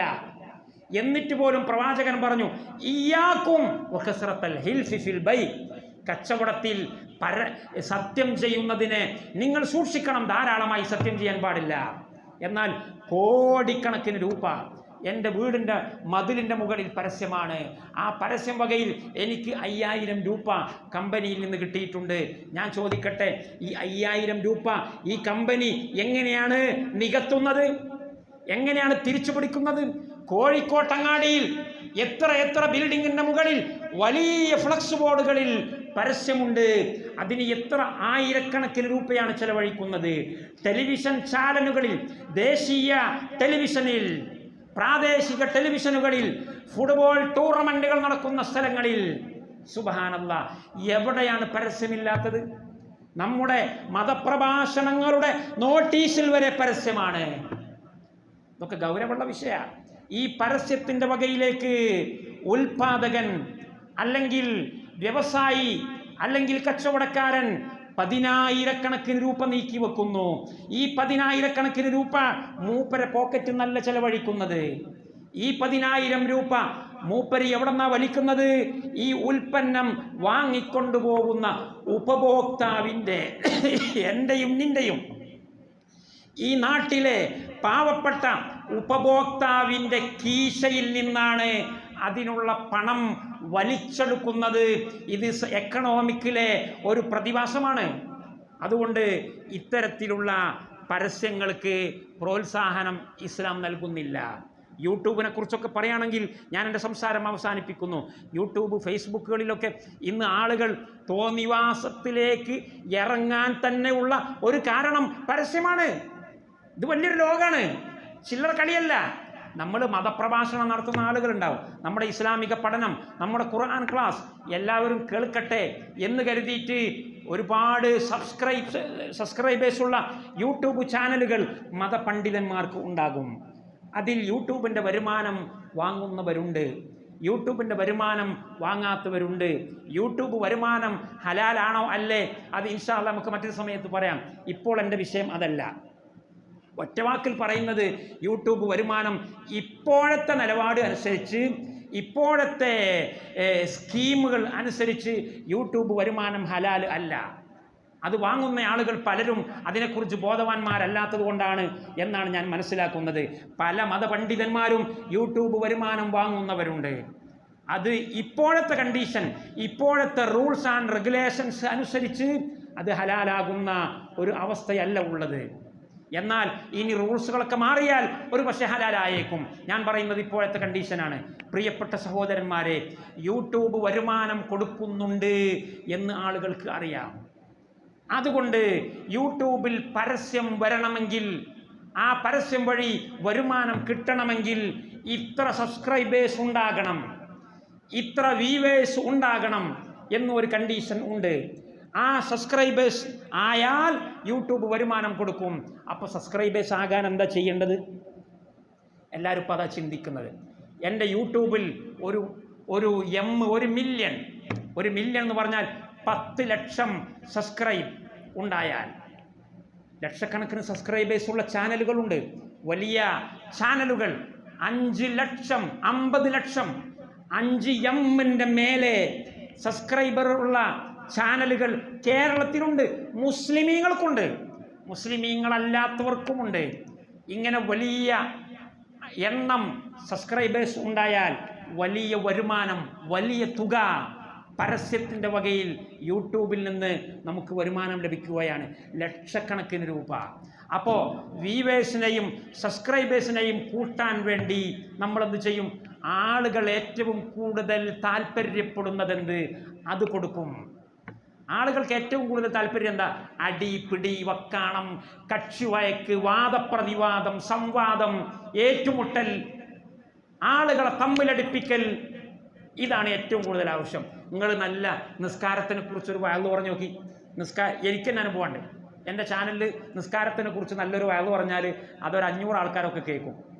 അതേ സമയത്ത് എന്തെങ്കിലും വാദപ്രതിവാദം, സലഫികളും അതുപോലെ സമസ്തക്കാരും തമ്മിൽ നല്ല അടിപൊളി തകർപ്പൻ ഗണ്ണന പ്രസംഗം നടത്തിയാൽ ഒരു 25,000 വ്യൂവേഴ്സ് 2 ദിവസം കൊണ്ടുണ്ടാവും. ഞാൻ അതിനെല്ലാം കാടടച്ച് വെടിവെക്കുകയല്ല. പക്ഷേ ആളുകൾക്ക് ആവശ്യമുള്ളത് എന്ത്? അതിൻ്റെ പിന്നാലെ പോയിട്ട് കുറേ വ്യൂവേഴ്സും സബ്സ്ക്രൈബേഴ്സും ഉണ്ടായി പരസ്യത്തിൻ്റെ വകുപ്പിൽ കാശ് കിട്ടുമെന്ന് വിചാരിക്കുമ്പോൾ പിന്നെ ഹറാമും ഹലാലും ചിന്തിക്കുകയില്ല. കുറച്ച് ഹറാമായ എപ്പിസോഡുകൾ ഉണ്ടായിട്ടെങ്കിലും കുറച്ച് വരുമാനം കിട്ടണം. എത്ര പെൺകുട്ടികളാണ് സുബ്ഹാനല്ലാഹ്, മുസ്ലിം തറവാടുകളിൽ ജനിച്ചു വീണിട്ടുള്ള പെൺകുട്ടികൾ യാതൊരു ഉളുപ്പുമില്ലാതെ ഈ യൂട്യൂബിൽ വന്ന് എനിക്ക് അത്ര വ്യൂവേഴ്സ് ഉണ്ട്, ഇത്ര വ്യൂവേഴ്സ് ഉണ്ട് എന്ന് പറഞ്ഞ് 1000-ങ്ങളും 10,000-ങ്ങളും ഏൺ ചെയ്യുന്ന ആളുകൾ പരസ്യത്തിലൂടെ കയറി വരുന്നതാണ്. അതുകൊണ്ട് പരസ്യം വമ്പിച്ച വിപത്ത് ഉണ്ടാക്കുന്ന മഹാമാരിയാണ്. ഞാൻ എല്ലാ പരസ്യത്തെയും കുറ്റപ്പെടുത്തുന്നില്ല, പൊതുവായിട്ടുള്ളൊരു നിയമമാണ് പറഞ്ഞിട്ടുള്ളത്. അല്ലാഹു സുബ്ഹാനഹു വ തആല നമ്മെ എല്ലാവരെയും ഹലാലായ